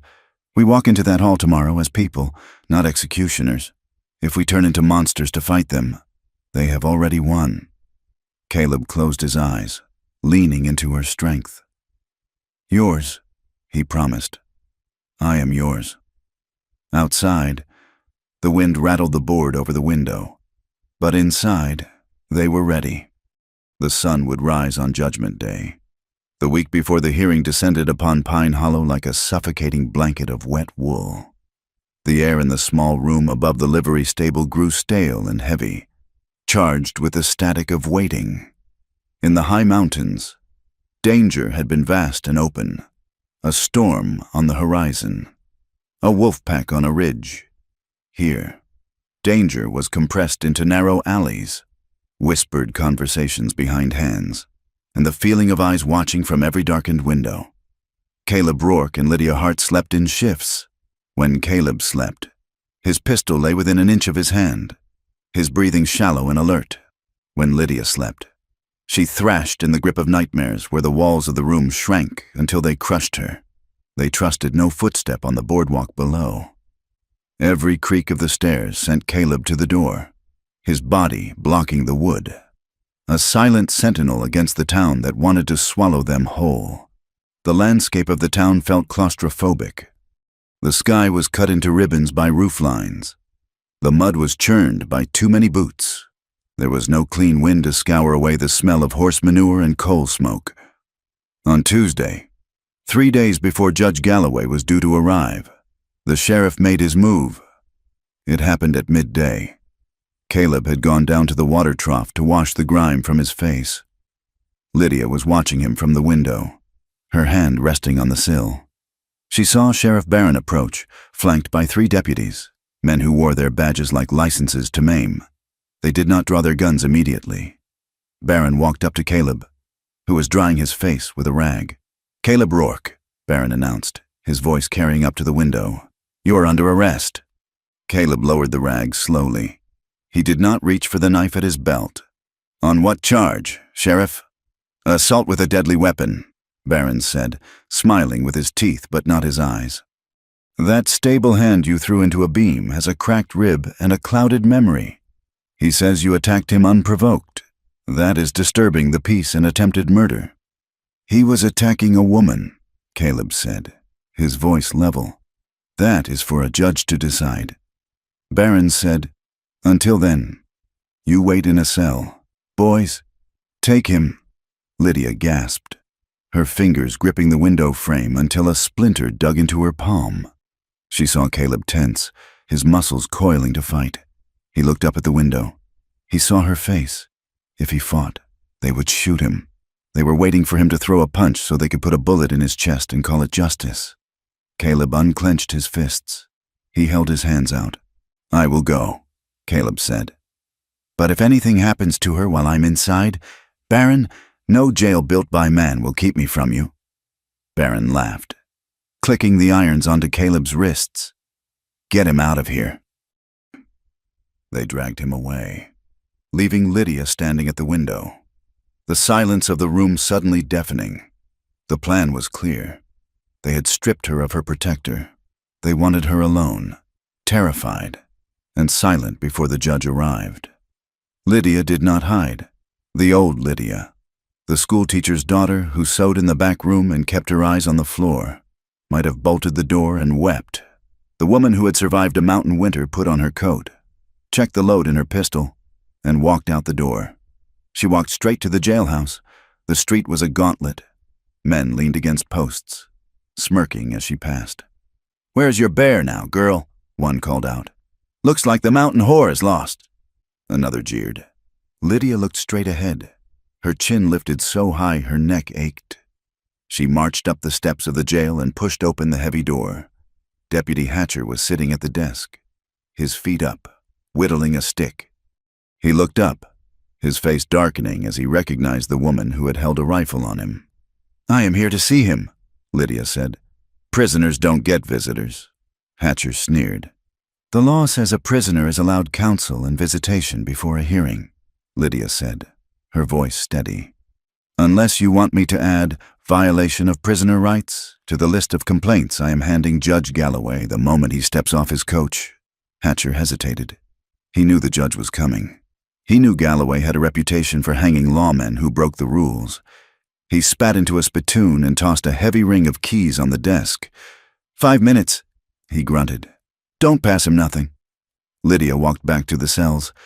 There were 2 iron cages. Caleb was in the far one, sitting on a cot that was little more than a plank. He stood up when he saw her. He came to the bars, his large hands gripping the cold iron. "Lydia," he breathed, "you shouldn't be here. It isn't safe." "I am not leaving you," she said, stepping close until her chest bumped the bars. "They think this will break me. They think if you are gone, I will turn into a ghost and fade away." "Baron wants you scared," Caleb said. His eyes searched her face, hungry for the sight of her. "He wants you to stutter when you speak to the judge." "I won't stutter," Lydia promised. She reached through the bars. She couldn't hug him, so she placed her palms against his cheeks. His beard was rough, his skin warm. He leaned into her touch, closing his eyes. "I'm going to get you out," she whispered. "Just stay alive," Caleb said, opening his eyes. They were dark and fierce. "That is all I care about. The hearing, the town, the reputation. Burn it all. Just stay alive." "We are going to win," Lydia said. "I am not just surviving anymore. Caleb, I am fighting." They stood there for a long moment, separated by iron but connected by a current of shared strength that was more intimate than any touch they had shared in the bed. It was the intimacy of soldiers in a trench. "5 minutes is up," Hatcher yelled from the front room. Lydia pulled her hands back. "I love you," she said. The words came out simple and hard, like stones. Caleb looked at her, and for a moment, the bars seemed to vanish. "I love you," he answered. "Now go! Lock your door!" The Allies mobilized with the quiet efficiency of an underground river. Amos Miller, the trading post owner, spent his days visiting the other merchants. He didn't make speeches. He simply pointed out the economics of corruption. "Sheriff taxes your shipments," Amos told the blacksmith. "The preacher demands a tithe on goods he doesn't bless. If we let them crush this girl, they will know they can crush any of us." "Who is next? Your daughter? My wife?" Slowly, the sentiment in town began to shift. It wasn't open rebellion, but the nods were less friendly when the sheriff walked by. Silas Thorne, the clerk, sent telegram after telegram, badgering the circuit court to move faster. He found obscure precedents in dusty law books, preparing a defense for Caleb that would turn the assault charge into a joke. But it was Martha Gable, the midwife, who brought the darkest truth to light. 2 nights before the hearing, Martha came to the livery room. She brought a loaf of bread and a face grim with news. "I have been talking to the women," Martha said, sitting heavily on the single chair. "The ones who were sent away." "Sent away where?" Lydia asked. "Pouring tea." "Most were sent to the city," Martha said. "To brothels. The preacher has a cousin in Denver who runs a house. He gets a fee for every fallen woman he sends to be rehabilitated. But some were sent to cabins like yours." Lydia went cold. "Like mine?" "Remote places," Martha said. "Far from the roads. Places where a woman alone has no value but what a man can take from her. You weren't sent to Caleb's cabin to work off a debt. Lydia, you were sent there to disappear. They expected the winter to kill you. or for Caleb to use you and discard you. Either way, you were never meant to come back down that mountain. Lydia stared at the flickering candle. She felt a nausea rise in her throat. It wasn't just prejudice. It was trafficking. It was murder by geography. "They sold me," Lydia whispered. "To the cold. And now you have returned," Martha said. "You are the one thing they never planned for. A survivor." The desperation of the town council manifested the next afternoon in the form of a silk dress and a velvet hat. Mrs. Higgins, the preacher's wife, intercepted Lydia as she was leaving the livery. Mrs. Higgins was a woman who wore her piety like armor, but today her face was pale and sweating. "Miss Hart," she said, her voice tight. "A word." She pulled Lydia into the narrow space between the stable and the dry goods store. She reached into her reticule and pulled out a thick envelope. "This is $200. "Mrs. Higgins said, shoving the envelope toward Lydia. "And a ticket on the afternoon stage to St. Louis. It leaves in 1 hour." Lydia looked at the money. It was more than she could earn in 5 years. It was freedom. It was a new life where no one knew her name. "Why?" Lydia asked. "My husband is concerned for your welfare," Mrs. Higgins said, her eyes darting around. "He feels the town has been unkind. He wants you to have a fresh start. Go to St. Louis. Find a husband. Forget Pine Hollow." Lydia looked at the woman's trembling hands. She realized then that the preacher didn't send the money out of charity. He sent it out of terror. "He is afraid," Lydia said. "He knows what I'm going to say tomorrow." "Take the money," Mrs. Higgins hissed. "You can't win against them. They will destroy you. Please take it and go. For your own sake." Lydia felt the temptation. It was a warm, golden tug. To run, to escape the stares, the danger, the terrifying prospect of standing in a courtroom. Then she thought of Caleb in his cell. She thought of Elspeth, silenced by fear. She thought of the women in the brothels in Denver. Lydia pushed the envelope back. "I am not for sale, Mrs. Higgins," Lydia said. "And neither is the truth.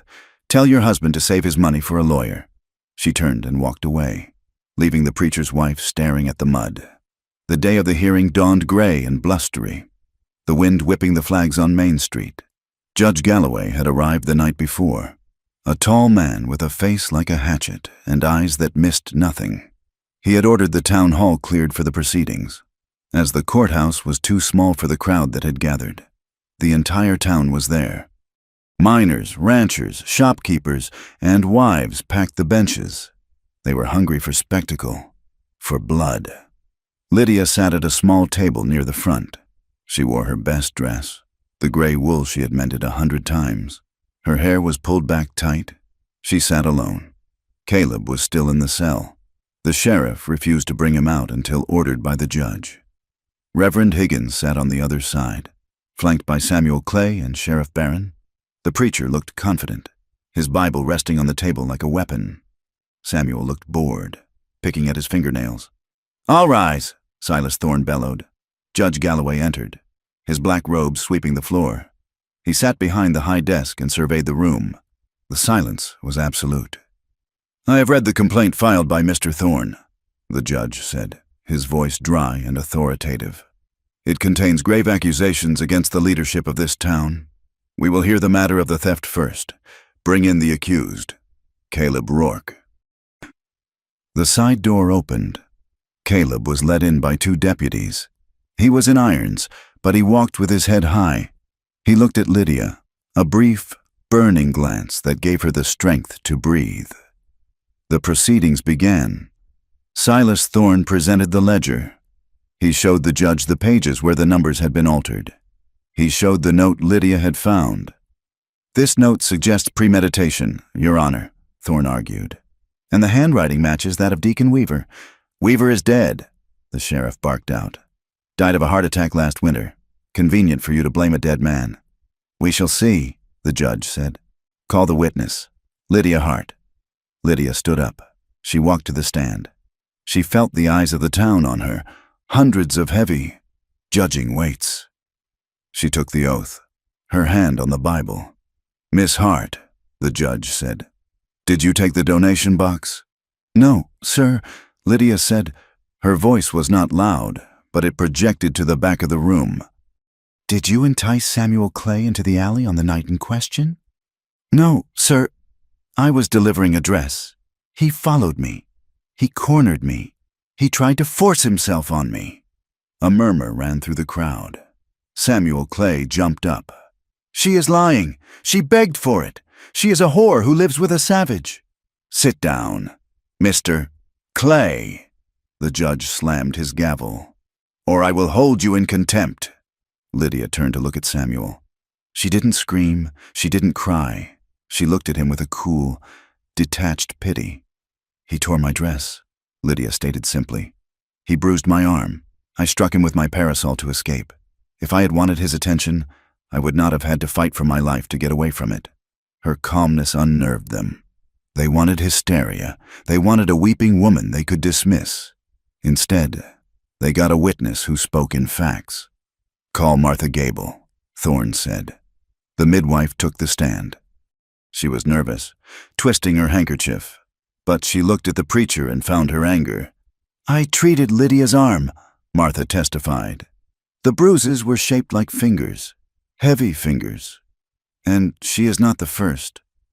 I treated Elspeth. I treated Sarah Miller before she was sent away. They all had the same marks, and they all had the same story. Samuel Clay, or the deacon, or men the sheriff protects." The room erupted. People were shouting. The preacher stood up, his face purple. "This is blasphemy! This woman is a bitter spinster spreading lies." "Sit down, Reverend," Judge Galloway roared. He turned his eyes to Samuel Clay. "Mr. Clay, step forward." Samuel walked to the front. He looked less bored now. He looked sweaty. "Mr. Clay," the judge said softly, "you say Miss Hart tempted you? How?" She looked at me," Samuel stammered. "She walked in a way. You know how they are." "I do not know how they are," the judge said coldly. "Explain it to me." "She wanted money," Samuel shouted, cracking under the pressure. "She owed everyone. She thought if she let me touch her, I'd pay her bills. But she got greedy. She tried to steal the box when I wouldn't pay." "So you admit you touched her?" the judge asked. Samuel froze. She let me." "Lydia Hart says she fought you," the judge said. "And the midwife says she had defensive bruises. That sounds like a woman who said no." Samuel's face twisted into a mask of ugly entitlement. "Who cares what she said? She is a nobody. My father owns this town. She is just a seamstress." The silence that followed was total. Samuel had just admitted that his power mattered more than her consent. "The law cares, Mr. Clay," the judge said. He turned to the sheriff. "Sheriff Barron, release Mr. Rourke. I want this boy in custody." Barron stood there, his hand on his gun. He looked at the preacher. He looked at the angry crowd, which was turning on him. He saw his control slipping away like sand. "No," Barron said. "Excuse me?" the judge said. "This court has no authority here." Barron shouted. "This is my town. Deputy, remove the girl. She is hysterical. Get her out." A deputy lunged for Lydia. Caleb, who had been standing by the defense table, snapped the chain of his handcuffs against the deputy's face. The man went down. "Lydia!" Caleb shouted. The courtroom exploded into chaos. From outside, a gunshot cracked, loud and booming. It was a signal. "Fire!" someone screamed. "The bank is on fire!" Panic seized the crowd. People stampeded toward the doors. In the confusion, Sheriff Barron grabbed the ledger from the clerk's table. He shoved Silas Thorne to the ground and bolted for the side exit. "He has the book!" Thorne yelled. "He is going to destroy the evidence!" Caleb grabbed the keys from the unconscious deputy's belt and unlocked his cuffs in one smooth motion. He looked for Lydia. She was already moving. She had grabbed the deputy's dropped pistol, but she tossed it aside. It was too heavy. She saw Barron running toward the back of the church. "Caleb!" she yelled. "The creek!" They burst out of the town hall into the muddy street. Smoke was rising from a barrel of tar set on fire near the bank. A crude distraction. They sprinted through the alley. Baron was ahead of them, splashing through the muck, clutching the ledger to his chest. He was heading for the creek, where the water would wash the ink away and destroy the proof of the theft forever. Lydia was faster than Caleb in the deep mud. She didn't have his weight sinking her down. She scrambled over a fence, tearing her dress, and cut across the churchyard. Baron reached the bank of the swollen creek. He raised the book to throw it in. "Stop!" Lydia stood 10 yards away. She had snatched her own Winchester from the saddlebag on Blue, who was tied at the hitching rail behind the church. She leveled the rifle. Baron froze. He turned slowly. He saw the woman he had called a victim, a whore, a nobody. She was covered in mud, her hair wild, her chest heaving, and the barrel of the rifle was steady as a rock. "Put the book down," Lydia said. "You won't shoot." Baron sneered. "You are a girl." "I am a mountain woman," Lydia corrected. "And I don't miss." Baron's eyes flicked to his own gun. He started to draw. Lydia shifted her aim. She didn't aim for his heart. She aimed for the mud by his boot. Crack! The bullet struck inches from his toe, spraying wet earth over his trousers. Baron jumped back, dropping the ledger. "The next one goes in your knee," Lydia warned. "Don't make me cripple you." Baron held his hands up, his face pale. Caleb crashed through the brush a second later, his chest heaving. He saw Lydia holding the sheriff at bay. He saw the ledger safe on the ground. He stopped. He didn't rush in to finish it. He let her hold the moment. He let her be the one who brought the law down. 4 U.S. Marshals, the judge's escort, came running around the corner, guns drawn. "Drop it, Baron!" the lead marshal shouted. Baron sagged. He let his gun belt fall into the mud. It was over. Lydia lowered the rifle. The strength that had held her upright suddenly vanished. Her knees buckled. She didn't hit the ground. Caleb was there. He caught her, wrapping his arms around her waist, pulling her into him. She buried her face in his chest, sobbing, not from sadness, but from the sheer, overwhelming release of terror. She shook violently. "I didn't shoot him," she gasped. "I wanted to, but I didn't." "I know," Caleb whispered into her hair. He kissed her forehead, then her cheek, then her mouth. It was a kiss of raw relief, tasting of salt and smoke. "You did it. You stopped him." The marshals were dragging Baron away. Silas Thorne ran up and retrieved the muddy ledger, clutching it like a newborn baby. Lydia pulled back slightly, looking up at Caleb. Her eyes were red-rimmed but clear. "I want to go home," she whispered. "To the cabin?" Caleb asked. "No," she said. "I want to go somewhere where I don't have to hold a gun to feel safe. I want a life where desire isn't a punishment. Caleb, where loving you doesn't mean fighting a war." Caleb smoothed the hair back from her face. "And I want a life where your name is spoken with respect," he said. "We will find it, I promise." The aftermath was swift and brutal for the powerful men of Pine Hollow. Judge Galloway declared martial law until the investigation was complete. The ledger proved everything: the theft, the land deals, the bribes. Reverend Higgins was arrested in his pulpit the following Sunday. Sheriff Barron was shackled and sent to Laramie. Samuel Clay was taken into custody, weeping like the child he was. The town was in shock. The structure of their morality had been exposed as a rot. The women who had crossed the street to avoid Lydia now looked at the ground when she passed, ashamed. But Lydia and Caleb did not stay to watch the fall. 3 days later, the horses were packed. The town was quiet as they rode down Main Street. This time, no one jeered, no one spat. A few people, Amos Miller, Martha Gable, Elspeth, stood on the boardwalk and waved. Lydia did not look back at the church or the jail. She looked forward, toward the open trail that led out of the valley. "Where to?" Caleb asked, his voice light for the first time in years. Lydia looked at the vast, open horizon. "West," she said. "Somewhere new." They kicked their horses into a trot, leaving the shadows of Pine Hollow behind them, carrying scars that would never fully fade, but possessing a freedom that had been forged in the fire. The return to the high country was not a retreat, it was an ascent. When Caleb Rourke and Lydia Hart guided their horses back up the winding game trails that led to the timberline, the mountain did not loom over them as a threat. In November, the peaks had been jagged teeth waiting to chew them up. Now, in the full flush of late spring, the granite seemed to stand as a fortress wall, built to keep the madness of the world below at bay. The snow had retreated to the highest elevations, leaving behind meadows that were a riot of Indian paintbrush and blue columbine. The creek, which had been a frozen silence and then a raging flood, was now a steady, musical companion that ran clear over the stones. They arrived at the cabin in the late afternoon. It stood exactly as they had left it, rough-hewn, solitary, tucked against the stone face of the cliff. But to Lydia, seeing the gray logs and the heavy shuttered window did not bring a sense of exile. It brought a profound exhalation of breath she felt she had been holding since they descended into Pine Hollow. "It needs a new roof," Caleb said, swinging down from his saddle. He looked at the structure with a critical, proprietorial eye. That storm in January loosened the shakes. "It needs a garden," Lydia countered, sliding off the mule. She looked at the patch of sun-drenched earth near the south wall. "And the door needs a latch that doesn't stick." They looked at each other across the backs of the horses. They were dirty, tired, and carrying the invisible weight of the trial, but there was a lightness in their eyes that mirrored the thin, clear air.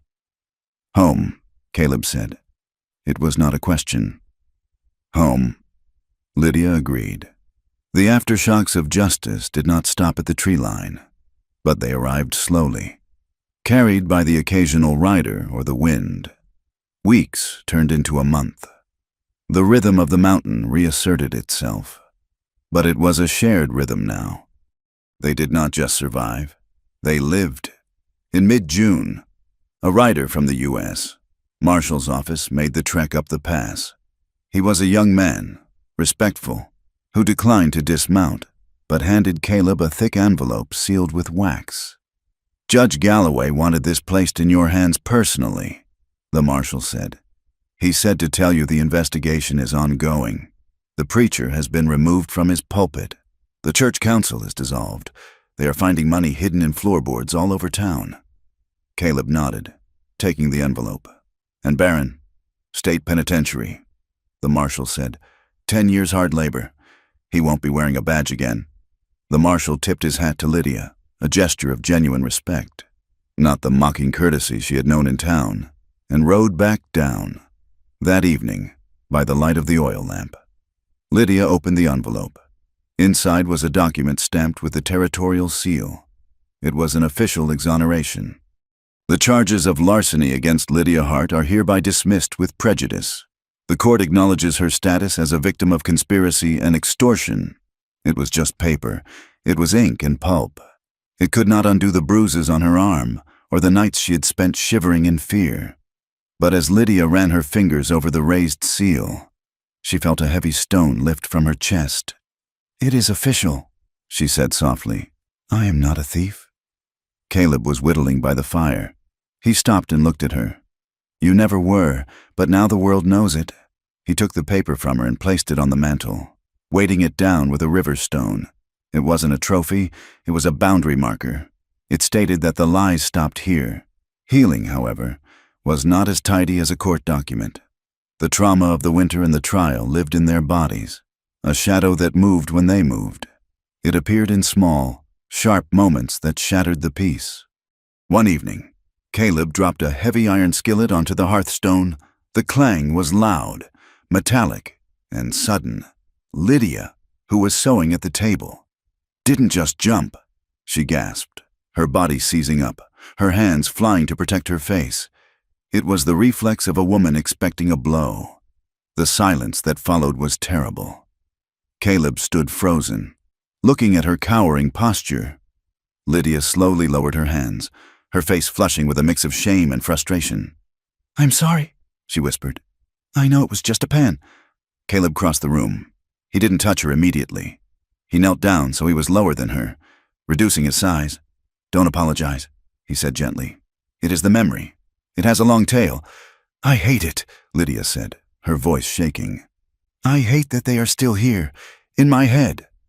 I want them gone." "We name it," Caleb said. "When the dreams come, or the flinch comes, we name it. We say, that is the past, and we wait for it to pass." Caleb had his own ghosts. He still woke in the dead of night, his skin cold, reaching for a wife and child who were not there. He would sit on the edge of the bed, his breathing ragged, convinced for a terrifying second that the cabin was silent because everyone he loved was dead. Lydia learned to recognize the shift in his breathing. She would reach out from under the quilt and place her hand flat on his back, between his shoulder blades. She wouldn't speak. She would just anchor him. "I am here. You are not alone." The fire is lit. Slowly, the flinches became fewer. The nightmares lost their teeth. They learned that healing was not about forgetting. It was about remembering without being destroyed. As summer deepened, they turned their energy to the cabin. It was time to stop patching a shelter and start building a home. They felled trees in the timber, Caleb swinging the axe with a rhythm that echoed off the cliffs, Lydia stripping the bark with a draw knife. They decided to add a room, a proper space for washing and storage, so the main room could be for living. The work was hard, sweating labor, but it was joyful. Every log they lifted into place was a declaration of permanence. Lydia found a patch of soil on the south side of the cabin that wasn't pure granite. She hauled river silt in buckets to enrich it. She planted potatoes, radishes, and a handful of wildflower seeds she had gathered in the lower meadows. "Radishes?" Caleb teased, watching her weed the small patch. "A man can't live on radishes." "A man will get scurvy if he only eats venison and flour," Lydia retorted, wiping dirt on her apron. "And besides, I like the red color. It looks cheerful." She made curtains for the windows. She used old flour sacks, bleaching them in the sun and stitching a border of blue thread she had bought at the trading post. They weren't silk, they weren't velvet. But when the morning sun hit them, filling the cabin with a soft, diffused light, Lydia thought they were the most beautiful things she had ever seen. They were hers. One rainy afternoon in July, Lydia came inside from gathering wood to find Caleb sitting on his bench, working on a piece of pine with his fine chisels. He was shaping something curved, hollow. She watched him for a moment, the shavings curling onto the floor. It was a rocker, a cradle rocker. The air in the room went still. Caleb stopped carving. He didn't look up. "I am not assuming anything," he said, his voice gruff. "And I am not asking for anything, but the wood was good, straight grain." Lydia walked over to him. She looked at the cradle. It was small, delicate, carved with a care that spoke of a heart breaking open. Caleb had lost a child in this cabin. For years, the idea of a child had been a source of agony, a reminder of his failure. Now, he was carving a place for a future. He was no longer afraid to imagine a life that continued. Lydia placed her hand on his shoulder. "It is beautiful. Caleb." He looked up at her, his eyes wet. "I thought I buried this part of me," he admitted. "Nothing stays buried forever," Lydia said. "Not if you let the light in." Their love grew like the garden, rooted in rocky soil, but fierce and resilient. The desperate, clinging intimacy of the flight from Pine Hollow settled into something deeper, warmer, and infinitely more satisfying. It was a romance built on the absolute luxury of safety. Lydia found a new boldness in herself. She learned that she could want without feeling like she owed a debt. She initiated affection, coming up behind him while he washed dishes to wrap her arms around his waist, pressing her face into his back. "You are wet," Caleb would grumble, though he would lean back into her, solid as a tree. "I am affectionate," she would correct. Their nights became a sanctuary within a sanctuary. The darkness of the cabin was no longer a place to hide, but a private world. Caleb learned to touch her not just with protectiveness, but with need. He learned that he could love her fiercely without the paralyzing fear that she would vanish by morning. There were stolen kisses while they hauled water from the creek, the bucket splashing as he pulled her in. There were long, quiet evenings by the fire where he would brush her hair, his large, rough hands handling the strands like silk. And in the bed, beneath the wedding ring quilt, their desire was a conversation. It was tender, hungry, and grounded in the absolute certainty of consent. "Is this all right?" his touch would ask. "Yes," her arching back would answer. "More." It was a reclaiming. Every time they came together, they erased a little more of the shame the town had tried to write on their skins. They proved that desire was not a trap, but a gift. But the world outside had one last gasp of venom to expel. It came in August, during the heat of the day. Caleb was up on the roof, replacing the last of the shakes. Lydia was by the creek, washing clothes. She heard the snap of a twig.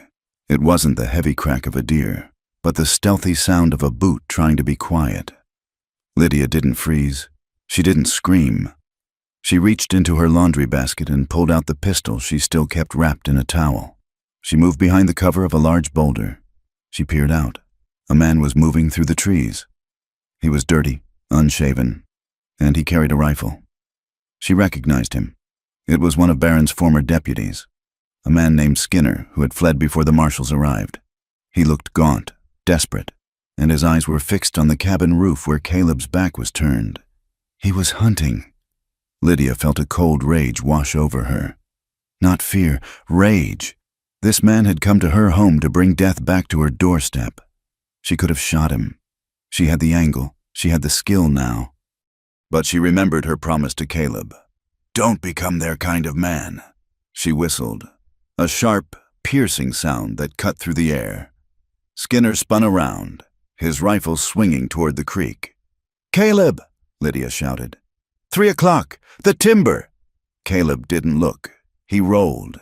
He slid down the steep pitch of the roof, dropping off the backside, disappearing from Skinner's sight line. Skinner panicked. He was exposed. He ran toward the corner of the cabin, trying to find cover. Lydia moved. She flanked him, keeping the boulder between them. Skinner rounded the corner of the cabin and ran straight into Caleb Rourke.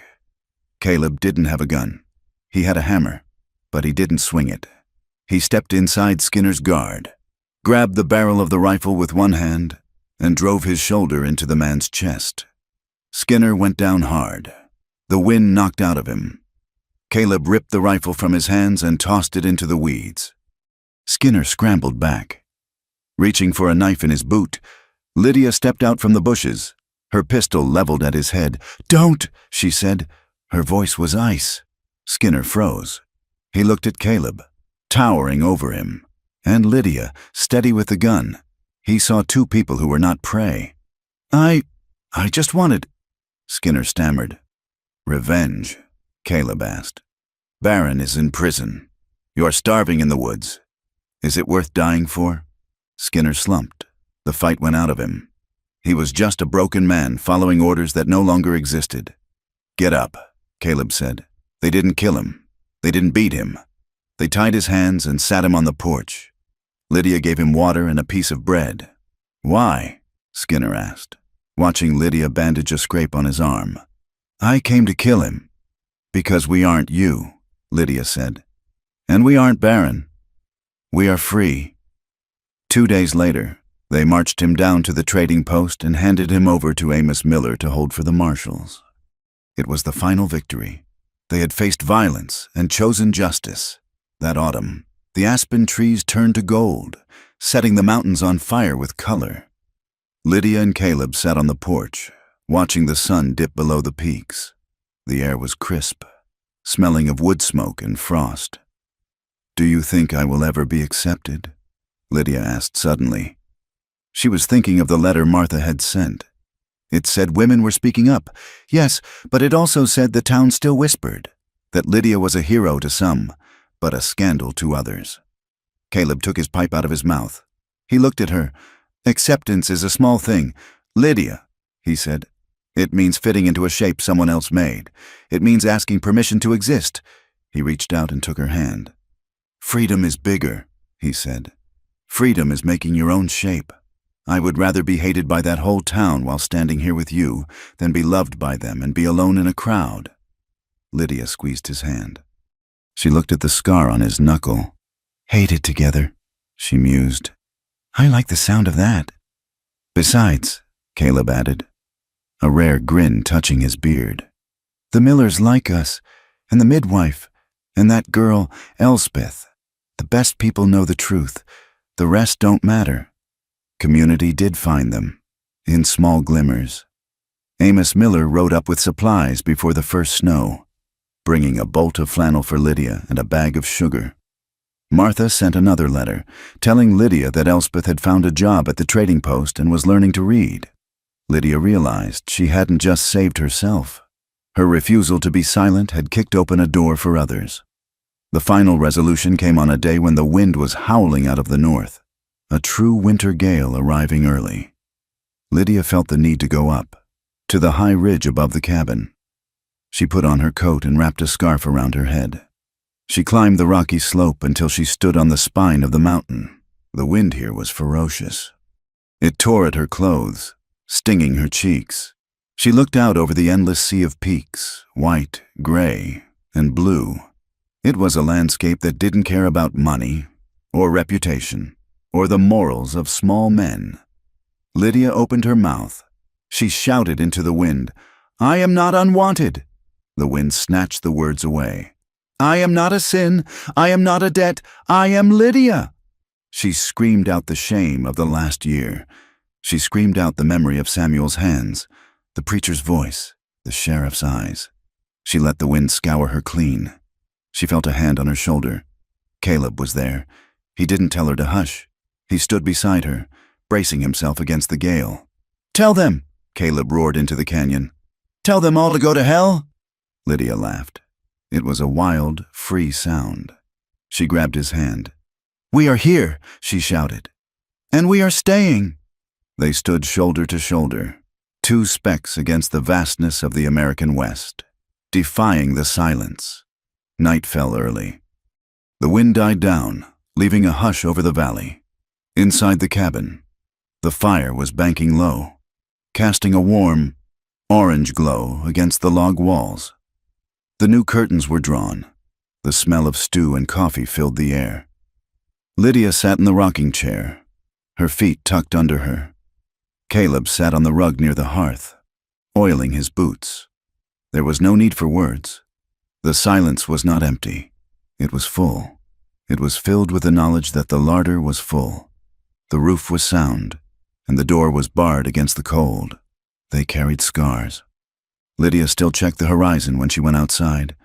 Caleb still checked the load in his rifle before he slept. They would always be watchful. They would always be survivors. But they were no longer alone.